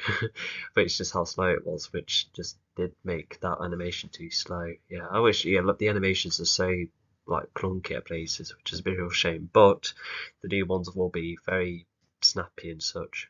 Leave him to Orpheon, but if the Earth is in danger, then the Legion must get involved somehow. Yeah, because at this point, yeah, the Legion are quite representative of Earth, so yeah, I can see that, and I think they probably could have accounted for the space battle. For instance, Mike being like, "Oh, you lot gave us a really good boost, so we'll take it from here. You take down Orpheon. It looks like it won't be easy." And so, yeah. Although, how many forces are still down at Earth? I know Retron's still there, but how many others are down there? There must not be many because many are needed in the space battle, but. Yeah, because I think probably it's like 2 servicemen in each craft, perhaps, maybe a couple more. They'll have to be efficient though with the amount of crafts they have left. Legion, before going to Earth, quickly gets to the nearest star via light speed just I think that was accidentally repeated. Sorry about that. in case Dion needs to recover. At Mount Lebanon. Oh yeah, so yeah, we're now at the top of Mount Lebanon. So I think what I kind of like is that you see the bottom of the mountain, now we're seeing the top of the mountain. So yeah, but not something I was just thinking about is that imagine turning this into a live action film. I can just probably transform like a old warehouse into a base of some kind, and you can use practical explosions. And well, granted, I think it would be really well. Maybe the robots could have been like men in costumes. That'd be kind of safe, and then maybe. Yeah, Arvin and Pod will be the only proper CG characters. Orpheon could be practical. Dion could be practical, although Orpheon's massive though, so it might have to be VFX for motion capture. But I think a lot of it will be on-set location, and I don't think filming the Arctic's very practical, so it will probably just have to be a snowy area instead. And then the other aliens like Zami and Zyvor's goons, that could be makeup. So yeah, we're talking about probably like $120 now. But anyway, yeah, that's not happening. It's just that requires like far too many visual thinking bits and bobs. But anyway, let's just get going. Orpheon and I think, but also the main point is that you can just see how like nice and small in scale it is. Yeah, that's just like the benefit of having your first story to be the simple, because you can just start off small and then expand more as time goes on. Dion crash down to the mountain, and now they have both lost their flight. They go at each other with their fist, legs and weapons. I thought initially it was just Orphan that loses the flight, but if it's Dion too, then fair enough. Yeah, so they have a proper rough battle here. So far, the fight is fairly balanced, with Dion mainly going for. I remember in the animation, the missile that Dion fires, it's like time froze, and the missile just slowly continues just around his head, and then it hits Dion. It's quite funny when you watch it. Orpheon's head, and Mace alongside the arm device which produces the liquid metal, while also trying to go for his legs and weapons along the way. While Oh yeah, the arm device stores liquid metal. Yeah, so that makes sense, because I was just wondering about that. But yeah, he's like Orpheon keeps the liquid metal on him, which is handy. Yeah. Dion manages to land a good few hits which somewhat dent the armor. And even Orpheon loses his spinning arm blade and most of his machine guns. Orpheon later gets the upper hand. So that's a couple of other weapons that Orpheon has at his disposal. By zapping Diane with life force energy, making Diane unable to use any of his weapons. So Diane starts to get beaten Oh, okay. So Dion must have redirected the weapon towards him. That would give him an advantage, but see what happens. up at a point where bits of metal come off Diane, and once Diane gets beaten up, he is Oh, I just got it the wrong way around. Sorry, no, it's Orpheon that hit Dion with the life force energy. Sorry, I've got confused. thrown aside. Orpheon now proceeds with his plan to spawn as many net robots as possible. I don't imagine it to be way worse than that, because I imagined, like Dion losing like an arm and a leg almost. So yeah, could have gone into more detail. It explains why Dion is like nearly out of action until he gets the star. Spawning many net robots from the natural ground of Earth. So far it is close to the mountain, but if left for too long, Yeah, like the whole of Earth, for sure. Too many net robots will be occurring all over the planet. This is done as Orpheon jabs his main mace weapon towards the ground, spreading the liquid metal and life force everywhere, with Orpheon just able to control it. I'm surprised that Orpheon is doing that from like one of the highest points on the planet. But it looks like it works very well through the ground anyway, and being high up the mountain makes it probably harder to target, perhaps. I'm not sure. It looks a bit flat on the top. His mace taking most of the energy that saves his systems from being as deterred compared to an average net robot. However, the Legion starts Okay, so that answers a couple of things, I suppose. to come, with the awesome Atone starting to fire at Orpheon, even some of the net robots that have risen from the ground so far. Nicole does have instructions for everyone. She will fire from afar, supporting Pod as Pod fights. Yeah, she just gives game manual instructions to everyone. No, it's just orders basically. Orpheon in person, and Zami and Arvin will work together to stop the mace from adding more net robots to the ground. Even Pod getting whacked in the shoulder earlier does slow I just saw your text here at the end of the speech bubble, so sorry, that's a small error. him down a tab, but he fights through it. Even Mike was well looked after getting Oh, okay. In the shoulder. Does that? It was. There was that one shot from the tank, and that means Orpheon must have like really got Pod really badly earlier. Is that what it's referring to? Okay. whacked by Orpheon during the previous battle. The painkillers are much quicker, and Mike has had similar injuries before, so he too knows how to fight through the bruising. And so they all have their orders, and Okay. I thought Mike was still up in space, unless he was down around Earth as well to fire at the Nichbots on Earth. Okay. Yeah. Sorry, it's just a couple of instances where I lost myself. it will not be easy. Even the space battle is starting to get harder for the servicemen, even with Orpheon's massive ship gone, making it trickier for Mike. Before Arvin helps Zami, Zami is not only scared to sort out the weapon on his own, but Arvin senses that Diane is wrecked and is below the mountain. And so the awesome Atone is controlled by Zami so that Arvin Yeah, just like sniffs around the area, then finds Dion that way. Yeah. But yeah, Arvin just later on helps Zami, and yeah, and Zami he's gets scared, but with Nicole and especially Pod being around, yeah, he'll be well defended. can get hold of the star from the awesome Atone to which the Legion fetched So sorry, yeah, remote controlled. So yeah, it's almost like on a drone mode. So yeah, the Atone just fire it off him from afar, which is handy. earlier. However, the Legion has arrived at the awesome Atone. From hold of the star from the awesome Atone, which need to fetch earlier. Oh yeah, so Arvin just goes back into the vehicle with the star inside the vehicle, and then next to the vehicle with the star. Yeah, that's what I mean to say. Yeah, sorry, that puzzled me too. Frustrating Orpheon, making Orpheon form another mace from the liquid metal. And even Arrived at the mountain, I think is what it's referring to. begins to shoot at the awesome Atone via one of his remaining machine guns. Oh yeah, so yeah, he forms just a solid mace, as a weapon, while his main one is and to remain in the ground, which is understandable. from his arms. Nicole has her next plan. After seeing both Diane and Orpheon, Arvin is to provide Diane with the star. Nicole will act as long-range. Pod will be the forefront fighter and Zami can stay in the Awesome Atone as air support. All of the members are onto it. Zami aims carefully. Oh, okay, no, sorry. So it's Emmy's drone mode at this point, unless he like goes to the weapon later. Okay, well, we will need to get to the weapon soon because Pod and Nicole they won't be able to sell on the weapon and fight Orpheon at the same time. With the Awesome Atone while Pod attempts to fight Orpheon head-on, despite Orpheon being made up of metal and having way more abilities than Pod.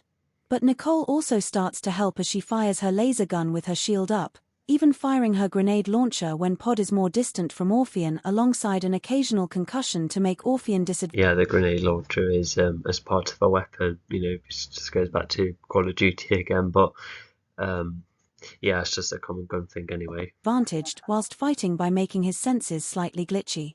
Thanks to the training on the roof of the Awesome Atone, despite it. Okay, yeah, so just some couple of advantages above Orpheon. Being handy for Zami, it has enabled the likes of Pod to try and use new tricks against Orpheon. Trying to use more countering moves alongside focusing on taking. Yeah, so that's where, the Pod learning new skills definitely helps against going up against Orpheon, but not to mention with Zami learning some tricks too, I think it would help with like the confidence and even know how to defend himself properly from like a kick or a punch, etc. Orpheon down alongside beating up based moves which Pod is already familiar of. Arvin also manages to go to Diane with the star, and due to the amount of damage Diane retained at I think it's like beat up based moves, but I don't think that's like the right terminology. Point where he was missing 3 limbs, revealing the skull beneath his face alongside many other chunks of. Oh, okay, 3. So you had the damages later on somewhat explained, so that's okay. And we can assume that he was well beaten from other places too. Metal chipped off him. He is about to get back on his feet, but he contacts the Legion members. Gosh, yeah, that is proper detail, that is. That while he will help against Orpheon mildly by firing at him for a bit, it's the space battle that needs his help more, which the Legion understands. Not to mention Diane does start to see that the Legion together should have the same force as. Yeah, that's yeah. Not to mention, I thought Diane was going to have a moment of being like, oh, hang on, I was going to face him on my own, but if 4 of them are down there and only Orpheon could go back to space efficiently, sorry, then yeah, he must help the others up there, yeah, because it was said not to be very easy, so yeah. Diane, seeing and knowing the capability of the Legion. Before Diane zooms up from being fully healed, Nicole has to avoid. Yeah, I won't go that equal because I feel like Dion could easily win against all of them, but yeah, the idea is that it's like similar power levels, because Dion may be very powerful, but we have 4 well adapted, just well trained individuals that could go against Orpheon, already quite familiar and such. Orpheon's up close attacks and fire as Nicole keeps her shield up and Pod was badly hit back earlier, taking hits he has never experienced. But Diane does fight Orpheon by not. I'm surprised that Nicole doesn't fall off the mountain when she gets whacked badly with the shield, but maybe it's like a wide area, like away from the edge. Knocking Orpheon into the ground, damaging most of his weapons, and then Orpheon gets fired at before Diane zooms up. So yeah, this is where Dion helps out a little bit before going upwards. Despite the advantage, now that Arvin has healed Diane, Arvin has his next instruction to try and jar the main mace in the ground to stop any more net robots from spawning. But Arvin struggles as Nicole and Pod try and protect him. Orpheon manages to take the chance to fire at the Awesome Atone, making Zami crash into the side of the mountain, making Zami jump out in disappointment. He has no vehicle, but Nicole states. Oh yeah, so that's where that part of the plan continues. Yeah, I felt like Pod could have tried to multitask, or even Nicole, by going back and forth between the weapon and Orpheon like rather quickly, to which I can see happening, although yeah, because with what they decide to do later on, because oh my gosh, the plan didn't even discuss how to take Orpheon down properly. Were they just hoping to hit him enough times and then for him to shut down, or maybe Pod being like, maybe I could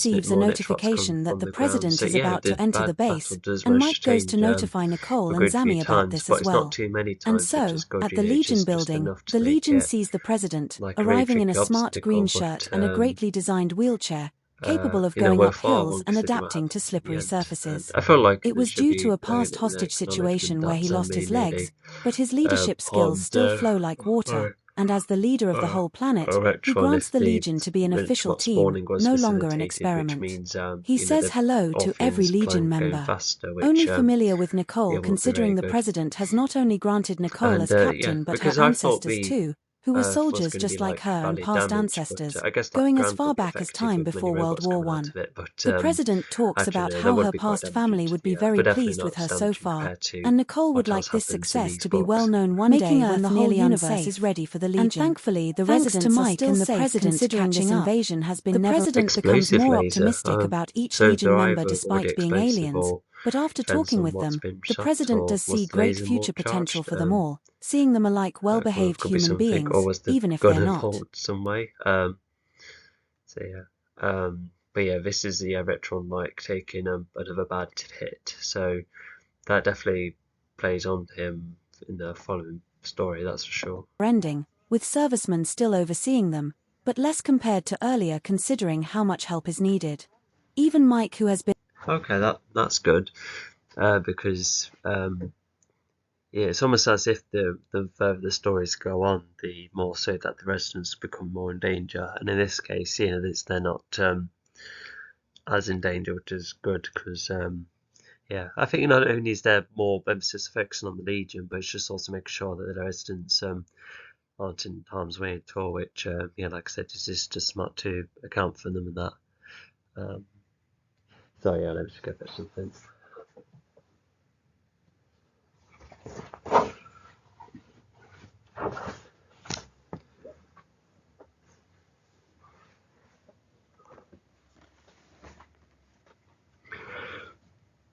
Sorry, yep, Mia, let's go.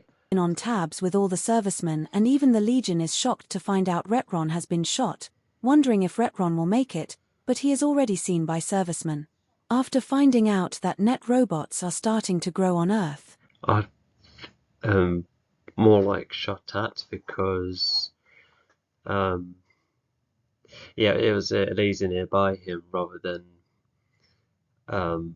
actively towards him, because I don't think he would have made it if it was both that and the fall. Yeah, imagine Retron was gone at this point. Yeah, once again, the event change would be a massive.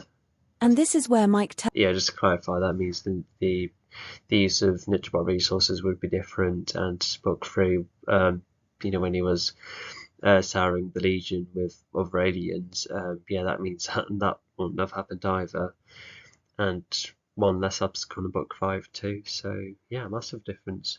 Although he does, redeem himself at the end of book 5, so I think the president might have also been gone if it wasn't for Etron. So yeah, some eventual redemption. tells everyone that he will help shoot the net robots growing from the ground. The space battle above seems balanced enough, but the Orphean fight, not so much. Pod is still getting beaten badly. Nicole is having to shoot at both. Oh yeah, especially with Dion up in the sky. But yeah, some are now going to be going down to the Earth. So yeah, it's I guess it does help showcase more of the battle without being too overstuffed. So yeah, at least there's that. Yeah, because yeah, I've watched a lot of movie finales where alongside the good guy versus the bad guy, there was just like one thing happening, and then another thing was happening to the entire planet, and then at the same time, there's just like massive renovation on the way, and I was like, oh, stop. Yeah, yeah, I won't say what the film it is. Uh, yeah, I'm gonna do that. Orphean and Scrap that. the net robots, and Zami and Arvin struggle to remove the main mace. In the end, the mace does get. Yeah, it looks like Podkin. Well, he's already established to be quite a tank, so at least, yeah, if he was human, that would be a massive problem. But no, he's like a bigger entity, so yeah, I can assume he's able to take a lot of shots. Get pulled once Zami and Arvin are given more time without Orphean in the way, and that is where they have an idea. If the Netro tank was destroyed via the life force, then so should Orphean. Thanks to Zami and Arvin's idea, Nicole agrees, and so she shoots a concussion at Orphean.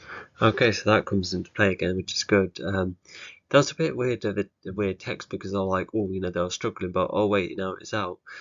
But not to mention, I thought when they were planning, either they were planning as they were yanking it up, so once it's out, they can then enact their plan. But it's almost as if they're holding it, stalling as they plan, and then fire at it. They would have to be really quick. Not to mention, Orphean. Oh yeah, it does try and distract.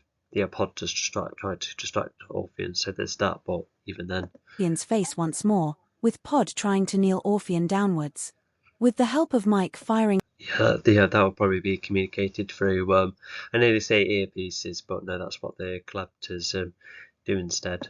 his ship's guns towards Orphean's legs while also being careful not to fire at Pod. Yeah, I think the concussion would affect Orphean far less compared to entities, but like I say, I will be a bother.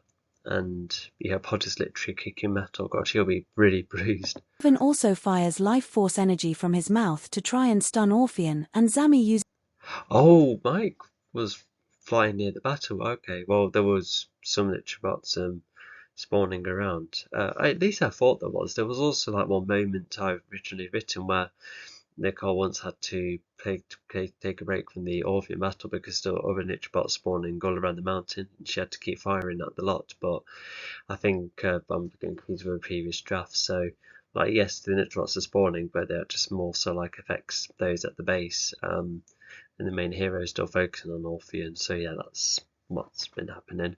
But Mike helps that as well, so that's actually rather good. So Mike would have to be still enough and then shoot at the legs without hitting up Pod. So yeah, Mike and etc. would have to be in a really good position and angle. a lightning strike to zap the mace towards Orphean's chest and torso, which causes the life force inside to act up. Vines come from around the ground. The Legion move out the way. I think it's the mace because you would have to do like a really good strike, and not to mention the way you have to position it as well. But yeah, you can see how multiple things are getting in the way of Orphean and before the plan ensues. Orphean tries to escape it, chopping the vines, shooting at them, trying to coat the vines in liquid metal. But none of it works. If anything, yeah, similar to the tank, which is well good. Some vines are coated with metal, which makes the vines stronger. The vines start to go through the gaps of Orphean's metallic body. The vines start to affect most of the machine's functions. Some parts get pulled apart, but even a thick stalk starts to form, outgrowing Orphean's body at a point where Orphean is completely torn apart, killing him. Yeah, there's something about that sounds like really satisfying, not only because, I think there's been, I don't remember any moments in fiction where vegetation growth completely outdoes something or someone. I was trying to think of an example. Can't remember, but no, this is Orphean, who's like an absolute nuisance. Yeah, it's just like really satisfying. Yeah, and yeah, even the animation does that satisfyingly as well.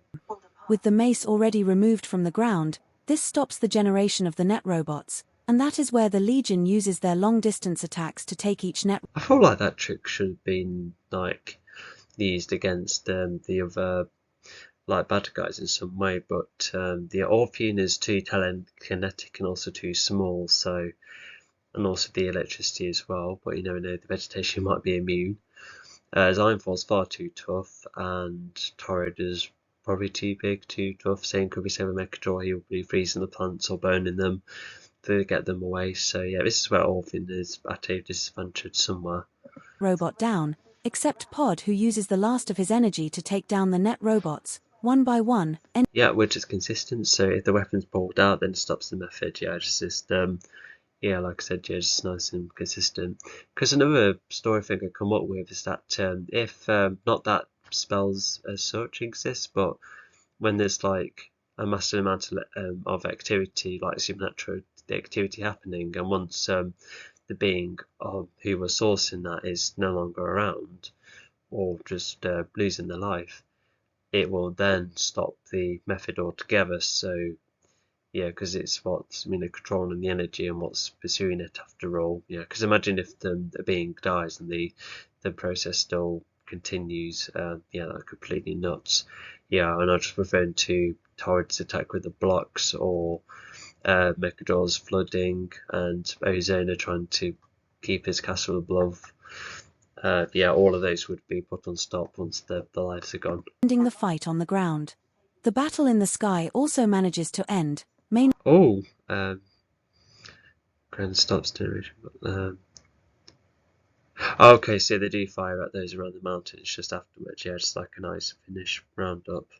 Thanks to Diane's efficiency, and once the fight is over, the servicemen all fly down, checking. Or just ending the fight overall. Yeah, even Dion right here, this last one. And once again, it's another cool idea which could have been expanded upon. Dion may have won this fight who becomes the last Nitrobot, which, yeah, like I said, should have been explored. The whole Earth for net robots, even taking down the remaining ones that have been formed.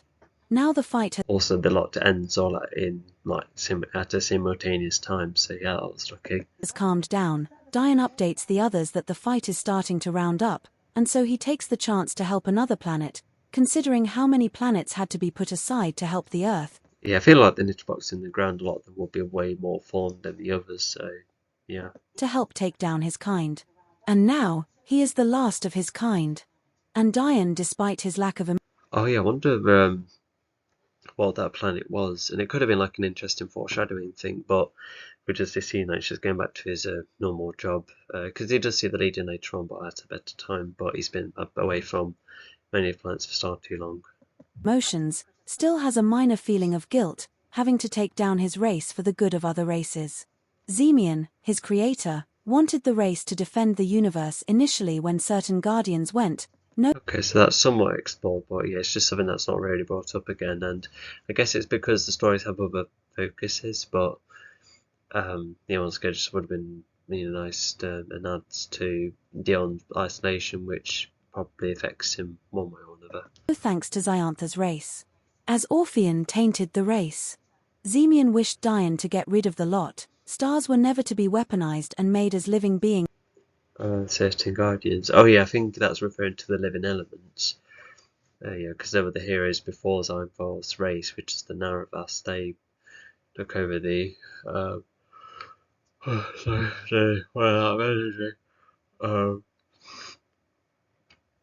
also race defending the universe, the next Xyantha's race. Yeah, so I thought some of this information was repeated, but if not, then yeah, that's good. Yeah, it just explains more about the history of the three of them.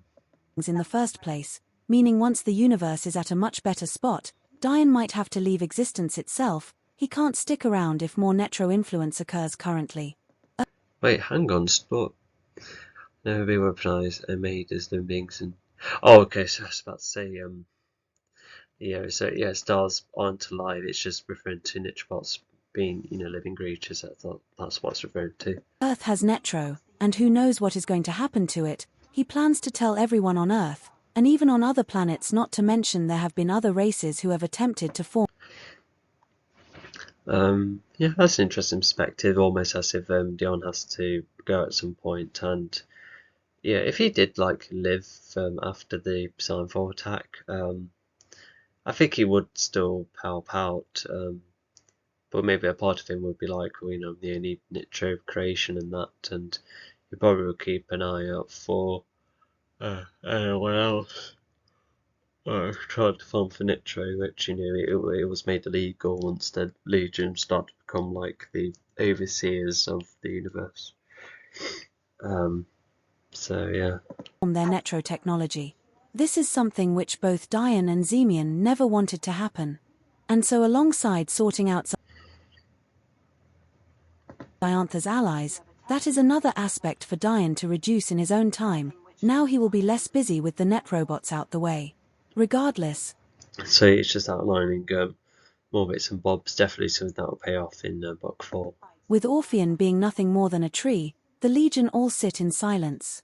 Worn out from the trickiest fight yet, but they are all happy. Yeah, so that's already one army down. That's already a really good starting point.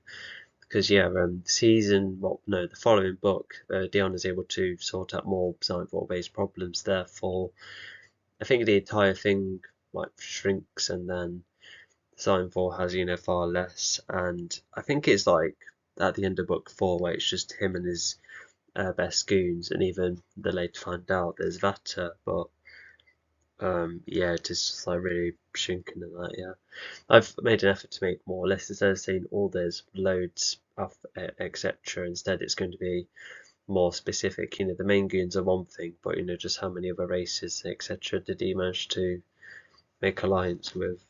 So that'd be good for a proper answer. Happy with the teamwork, with everyone having injuries which are treatable like bruises and a few cuts, and everyone agrees to go back to the.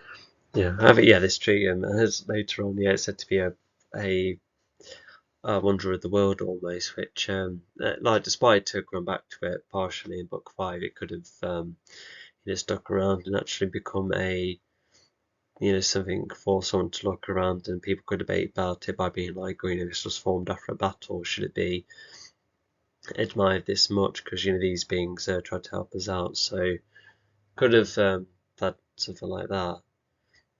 So yeah, and but yeah, and I also like this moment as well. So yeah, the Legion just worn out, they just need them to sit, know that everything's over, they can finally rest, which is yeah, it just feels quite earned for them.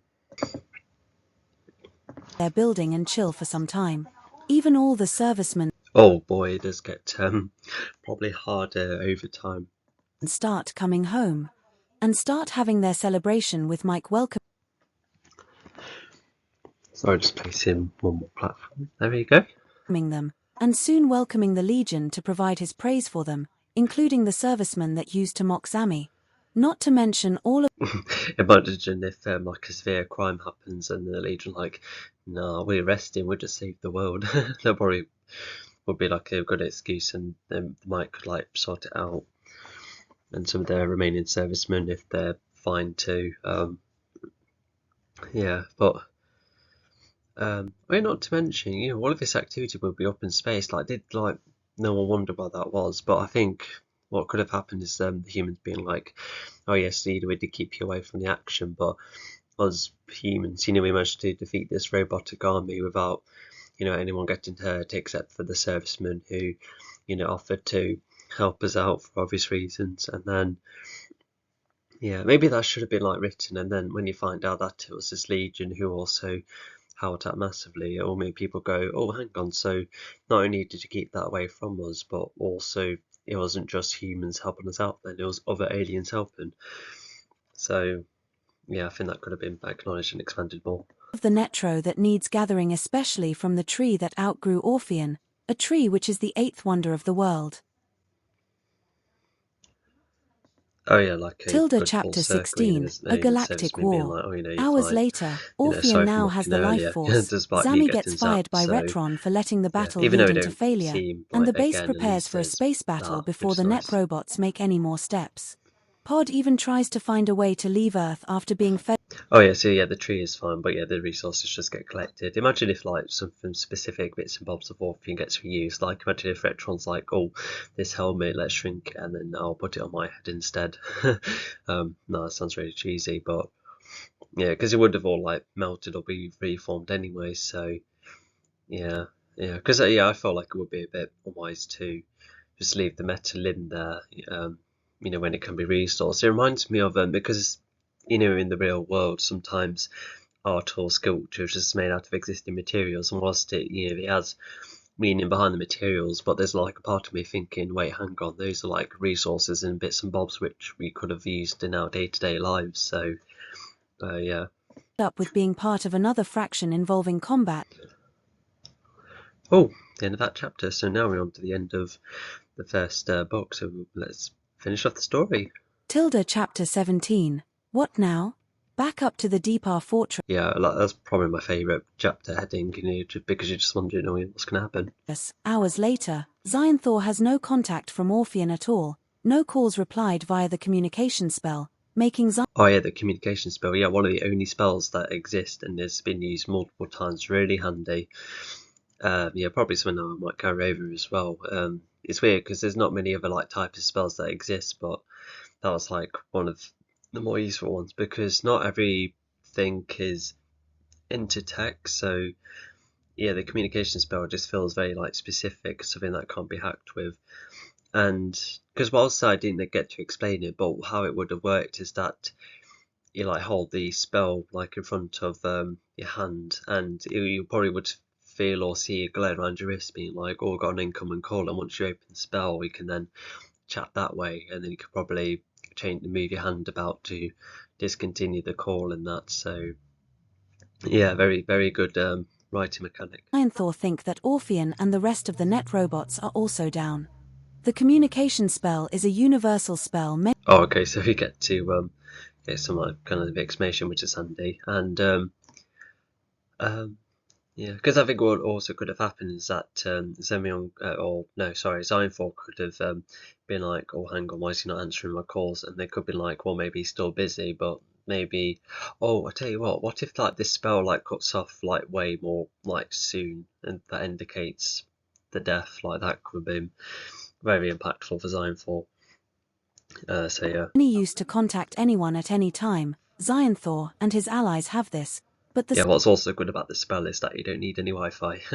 spell will cut off if the one on the other side is dead. Xynthor, Oh, okay, so that is very explained as well. alongside his servant Mollug, entertained the idea that this was the doing of this new legion.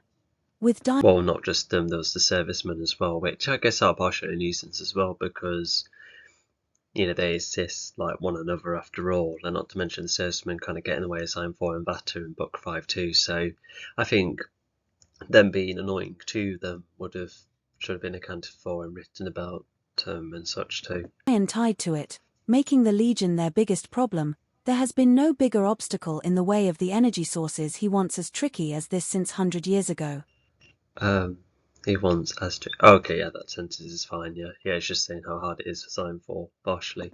Xynthor does not like it when his allies. Not to mention, I still remember one of my biggest redrafts, which I stuck to quite a bit until plans changed, is that there was like a version of the story where Earth accidentally conjoined between two other planets, one of them being more fantasy based and the other being just far more like alien. And yeah, and it was apparently like they're doing a design for because it was meant to like destroy all three planets, but accidentally conjoined them, which is sounds really daft. I, funny enough, still have like the maps of what each world is like. But unfortunately, Earth returning to Pangaea makes it like way like too small than I intended, and yeah, there's a whole a whole heap of characters which I couldn't really get into anymore, and I think it did help with some inspirations from time to time, but even then, I think it would have helped with some ideas, you know, such as the final battle taking place on top of a mountain, and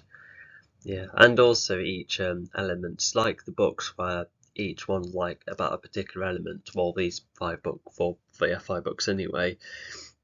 Yeah, the other had like more chapters or stories, etc., because the number of elements were bigger. You know, there was like a magic only one and a dark magic one, almost like a Skylander undead element, and then of course fire, ice, and water were all separate. But you know, once I can join them up, the story was a lot shorter and therefore just a lot more brief and that, and just a whole heap of ideas that man could join, because it might sound silly at first where they say, oh, you know, make a story as short as possible, because you like, well, I want to do that, but I think the point is you just make your story as efficient as possible, because you know we don't want to read stories that's just one constant thing after another, because even I'm quite careful in my stories, because I have a variety of like main events, but you have like these side stories which only do like a little snippet, like a bit more specific exploring, but then you know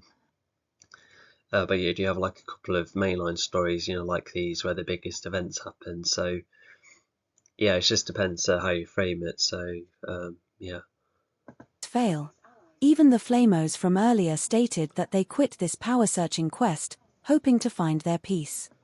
Oh yeah, so that comes back to the greeters earlier, and yeah. But due to being powerful beings who actively fight, Xynthor killed them all.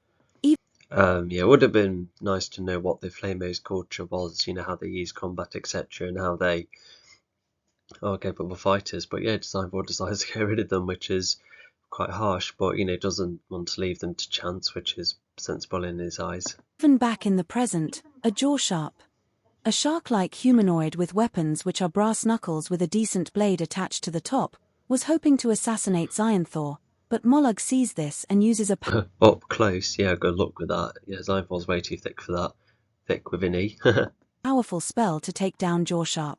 Xynthor to finish him off using his heavy-bladed shoes, squishing him. With this happening, Oh god, that sounds brutal. Yeah, wait, if Xynthor has those boots, did they not like hurt Pod, etc., when, you know, suffering push kicks in that? Yeah, also what kind of spell got hold of Jaw Sharp, I'm not sure, but yeah, that's like A bit of teamwork right there. You're just showing how efficient they are. Yeah, crikey. Yeah. At the start, I really like it when the heroes like fight a simpler villain, but then when like the main villain is like getting hinted every now and again, there's that anticipation of how they can interact with one another, especially with Ironfall being this powerful. So yeah. A decent plan needs to be formed, involving everyone in the Deepar fortress. It is not just a power search, it is also finding out how to take down the Legion, and perhaps Earth too. Yeah, so that spreads out all of their allies, do like even more bits and bobs. So yeah, it's like stretching not the resources, but the alliance is like really thin. Because Sliverrock, who's been kind of there from the start, because he has a name mentioned in the following book, despite being more in the forefront in the third one. Yeah, I bet he would have been like, let's try and find these elements. And when he gets almost like chosen or decides to become more in the forefront to try and fight the Legion, yeah, like I said, it is just spreading things rather thinly, and not to mention losing Orpheon plus his army. That's a pretty big blow. Back to Earth, Zami is sitting. Not to mention, it's kind of cool for these heroes to have these significant wins against the bad guys already. So it's almost as if both sides take like massive L's. Sorry, I know that's like a modern saying, but it's just funny to say. But it's almost as if like both like ended up going into the low point, and both ended up trying to find the end goal, which it's actually quite fascinating actually, because you would normally think, oh, the villains are at the high point, and but no, it's like the bad guys at a low point too, so it becomes like a bit of a chase as the quest comes about. So I really like that looking back. On the beach, but this time, Nicole comes to join him now that Nicole. Oh yeah, considering there's not a lot of time between book 1 and 2, yeah, a meeting at the Deeper Fortress happens, which I can just imagine being like really wild and interesting. Checked her injury from earlier, helping the serviceman with first aid too.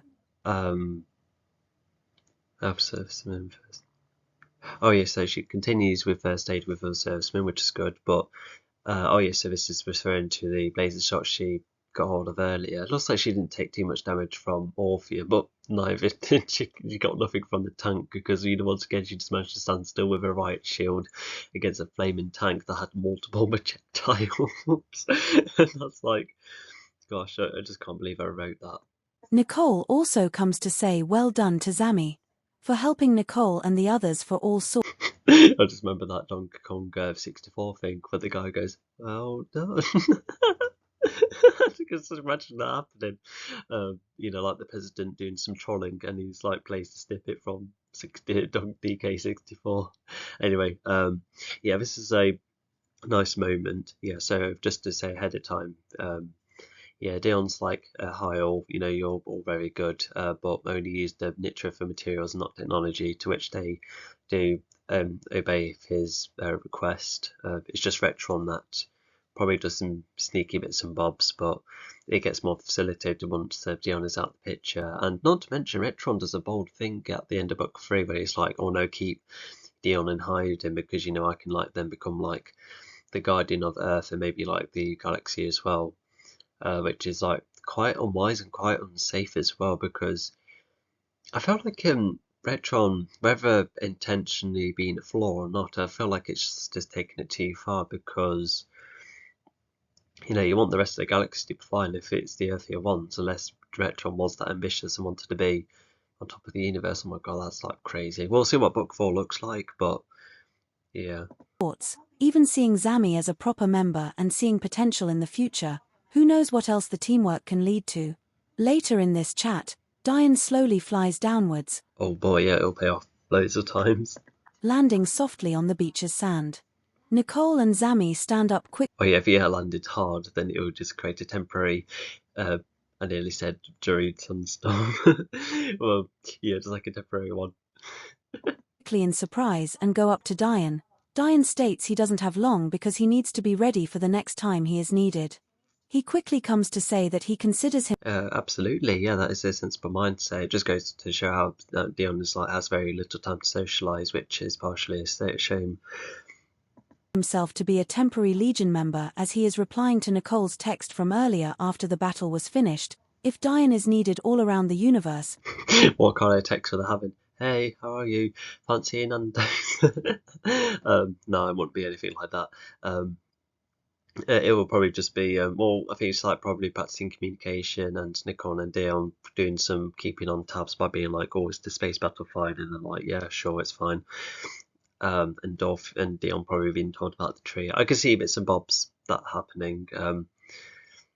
Um, so yeah. Then he won't always be around, but he will help them if the Legion truly needs him. But Diane overall thanks the Legion, and then Yeah, which is true, especially in the next few times. zooms in the air as if nothing can beat his sound-breaking speed. Diane also mentioned to the Legion that Netro can be used for simpler purposes. Yeah, I feel like a zooming up should like create like a shockwave below the ground. It's like I think I want to envision like Dion doing like a small jump and then zooms upwards. But I don't know, like even despite the weight altering, he would still create like a massive gush around him, and he could have like sand in many people's eyes. Like melting it to paint on top of objects to make it harder, like some weapons. Or other uses like forming the body of vehicles. Yeah, I think that too would be made illegal after Design Force defeated as well. But I think it's somewhat handy for the time being here. You know, it's just like using it for the time being. Yeah, unless Dion just knows what to do with the remains of it. You know, just using it sensibly for the time being. So yeah. Or even forming metallic bars for scaffolding. He doesn't want it to be manipulated into other technology. Yeah, so not just battling purposes, it could even be for everyday needs. Yeah, imagine like humans like catching up with all of this. There'll be like market stuff everywhere. It could mislead anyone into thinking they can do whatever with it. To which we don't know how it's been done. Do you just simply whack a hammer and you go, oh look, I made a gun? Only to let them down later. Such as the fact that Netro is sensitive to other forms. Which is partially true in Book 4, although I feel like, well no, the reason it lets down in Book 4 is because of Mechadraw's like superior reign in that, and well, as in, you know, just like the massive amount of power he's like thrown everywhere. So that's why the defenses mainly fail. I think I could have, if I missed it, I could have written about how the weapons were going totally out of whack and how they were adding to the damage as well. I think that was both the impression and what also should have been done. But it's also just some of the disadvantages, like, you know, energy not being good against these defenses either, and yeah, just overall being like really dangerous. Yeah, definitely in the wrong hands. So yeah. Forms of energy other than its lasers it can produce. Netro needs to remain in the stars for them to shine. Oh yeah, no, that's acknowledged as well. Yeah. Yeah, that's quite interesting. Imagine like a type of metal, like it can create sparks if you like put them together, but maybe that's the idea it's going for. Because you know, when a bullet is shot, for instance, there's a load of mechanical bits and bobs to make that work, and there's the use of gunpowder that used to be the thing. But yeah, I think practically, how does for instance, like a load of metallic pieces made up of a star help create lasers, and if it's limited or not?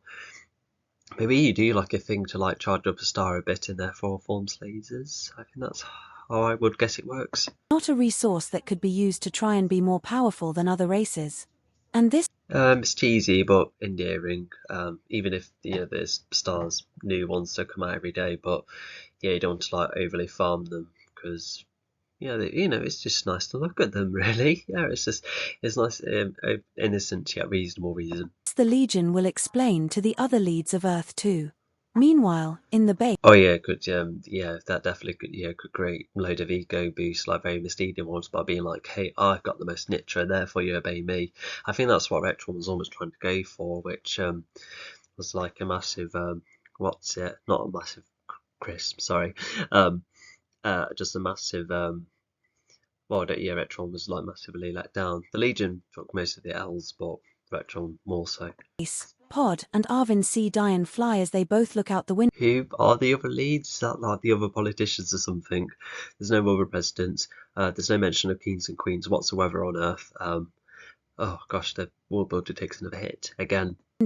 Mike then joins Pod and Arvin after checking to see if Retron is okay. Why didn't they go and see Dion? Well, I suppose they don't want to be long, but it's Zami and Nicole who he does kind of connect to with most, which is, yeah, I can see that considering he spends a lot more time with them in book 4. After getting blasted away by a nearby shot, even damaging his metallic legs. Mike then goes Oh yeah, Mike's seen Retron. Oh, okay, yeah, that's what it was. So yeah, Retron's fine. So yeah, that's confirmed. Although we'll see what it's like in book 4 too. So yeah, that's already kind of a cool cliffhanger. on to ask about Pod trying to leave earlier. Pod apologizes and considers unless it's a more serious situation, he cannot see himself So that's acknowledged. Okay, oh, that's good to get back to. leaving the Legion, and he needs each other, and the entirety of the universe's peace needs him. More serious situation. Yeah, that too's like a breadcrumb for later. Book 3, the end of it, more specifically. Just like every other Legion member, Mike is glad to see the Legion make such a great step, and it is about to get greater.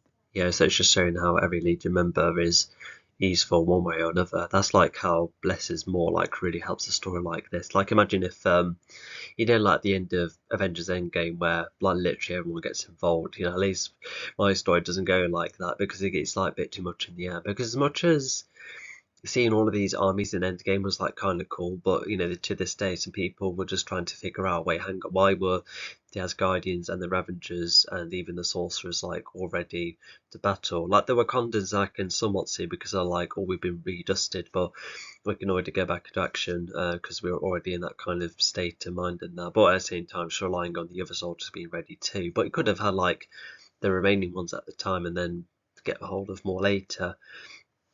But yeah, in Infinity War, I just kind of liked how Jatala was the the one who had the army alongside his own abilities. Although I guess one getting hold of the sorcerers is cool as well. But yeah, it's just the Guardians and the Ravagers. The Ravagers will want to defend the universe. Absolutely, it's just the Asgardians that didn't really had the resources beside them. I think there was one or two reasons. No, so I was just trying to keep an open mind. It's just I've heard both arguments either side. Anyway, sorry, that's more tangent. Let's just get going, sorry. Mike receives a notification that the president is about to enter the base, and Mike goes to notify Nicole and Zami. I really like that line. About this as well. And so, at the Legion building, the Legion sees the president, arriving in a smart green shirt and the first appearance of the president. Yeah, how exciting. Yeah, let's see what he's like. Greatly designed wheelchair, capable of going up hills and adapting to slippery surfaces. It was due to a past hostage situation where he lost his legs, but his leadership skills still yeah, that's some good feature advancement. Yeah. Flow like water, and as the leader of the whole planet, he grants the Legion to be an official team, no longer an experiment. He says hello to every Legion member. Yay, and then he'll probably get like medals, etc. I don't know about the whole medal thing, but yeah, it's nice to get that confirming. I think I feel like the president should have been around more so, to benefit some bits and bobs because he's like the overseer of everything after all. Because it's weird because Retron and Mike act like two leads despite Mike just running on the base and Retron, he's the defense leader. I just feel like he would have been covering more.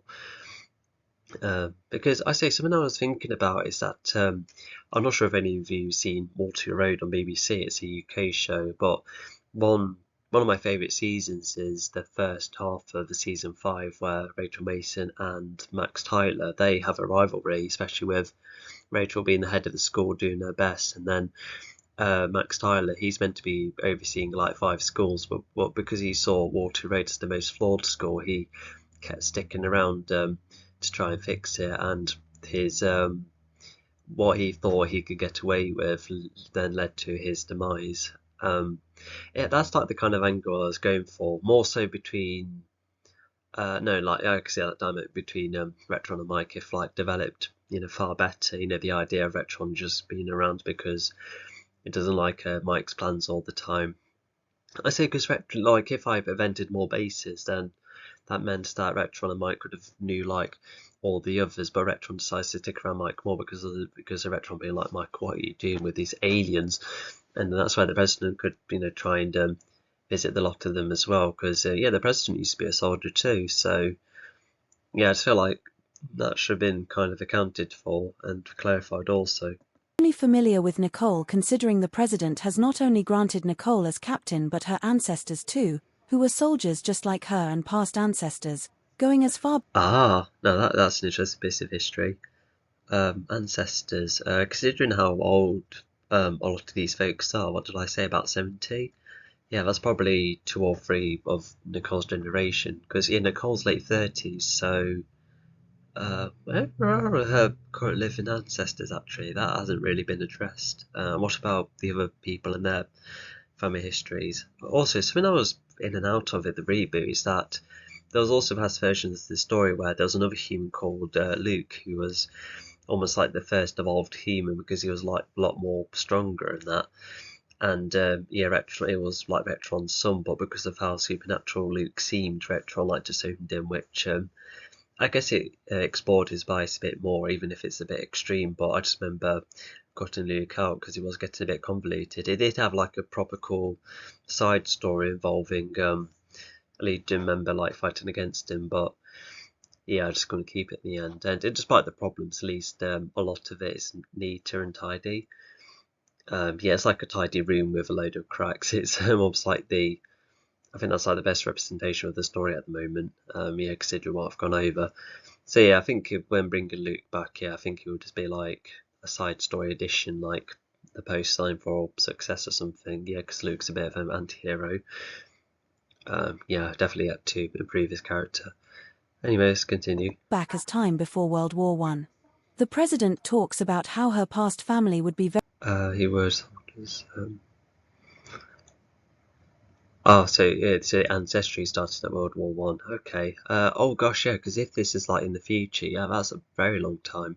Very pleased with her so far, and Nicole would Before, oh, gosh. like this success to be well known one day when the whole universe is ready for the Legion. So far, yeah. Yes, strangely enough, the whole ancestry thing that isn't brought up much when it kind of should be, because it's almost like one of the main motivations for Nicole being a soldier in the first place. And it also just feeling like insecure as well. Like, what if like she sort of like one of her older parents being like, oh, you're better than leading these aliens. You could have been like Retron or something. I felt like that could have like added so much for Nicole, but it just once again, it's just the story being sadly oversimplified. Thanks to Mike and the president catching up, the president becomes more optimistic about each. Yeah, which is a lot sooner than she thinks. But yeah, she's definitely after a legacy, that's for sure. Legion member despite being aliens, but after talking with them, the president does see great future potential for them all, seeing them alike. Oh, okay, so that clarifies it with the president's perspective. Because you would think he's like in between Mike and Retron, but no, he seems to be more in the favour of Mike almost. I guess it gets a bit challenged later on, especially in book 3. Yeah, why did Mike not confront the president by being like, why are you allowing Retron to do this? What, in book 4 rather? Yeah, the president could have had like a dilemma between them both, almost like having to choose one against the other constantly. But at the same time, Retron is a high position, so I don't know. Well-behaved human beings, even if they're not.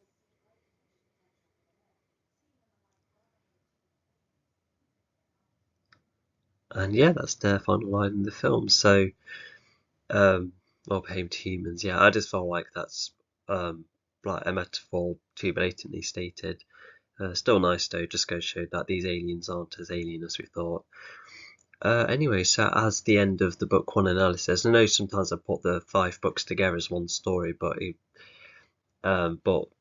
do have to section these stories somehow. It was like 5 books first. It was just only recently when I started to put them together. But thanks to each battle, you can somewhat infer where it goes back to the current status quo. And every time it says, 3 weeks later, that's where you're like, okay, this is the next stage happening.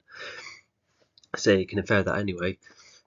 So yeah, a whole heap of bits and bobs. It's the world building that I think has taken the most hits, completely outlandish bits and bobs, but there's a couple of plot things that also don't quite add up. The what-if scenarios I talked about, that was just only experimenting with thoughts, but at the same time there was somewhere I was like, could have accounted for that as well.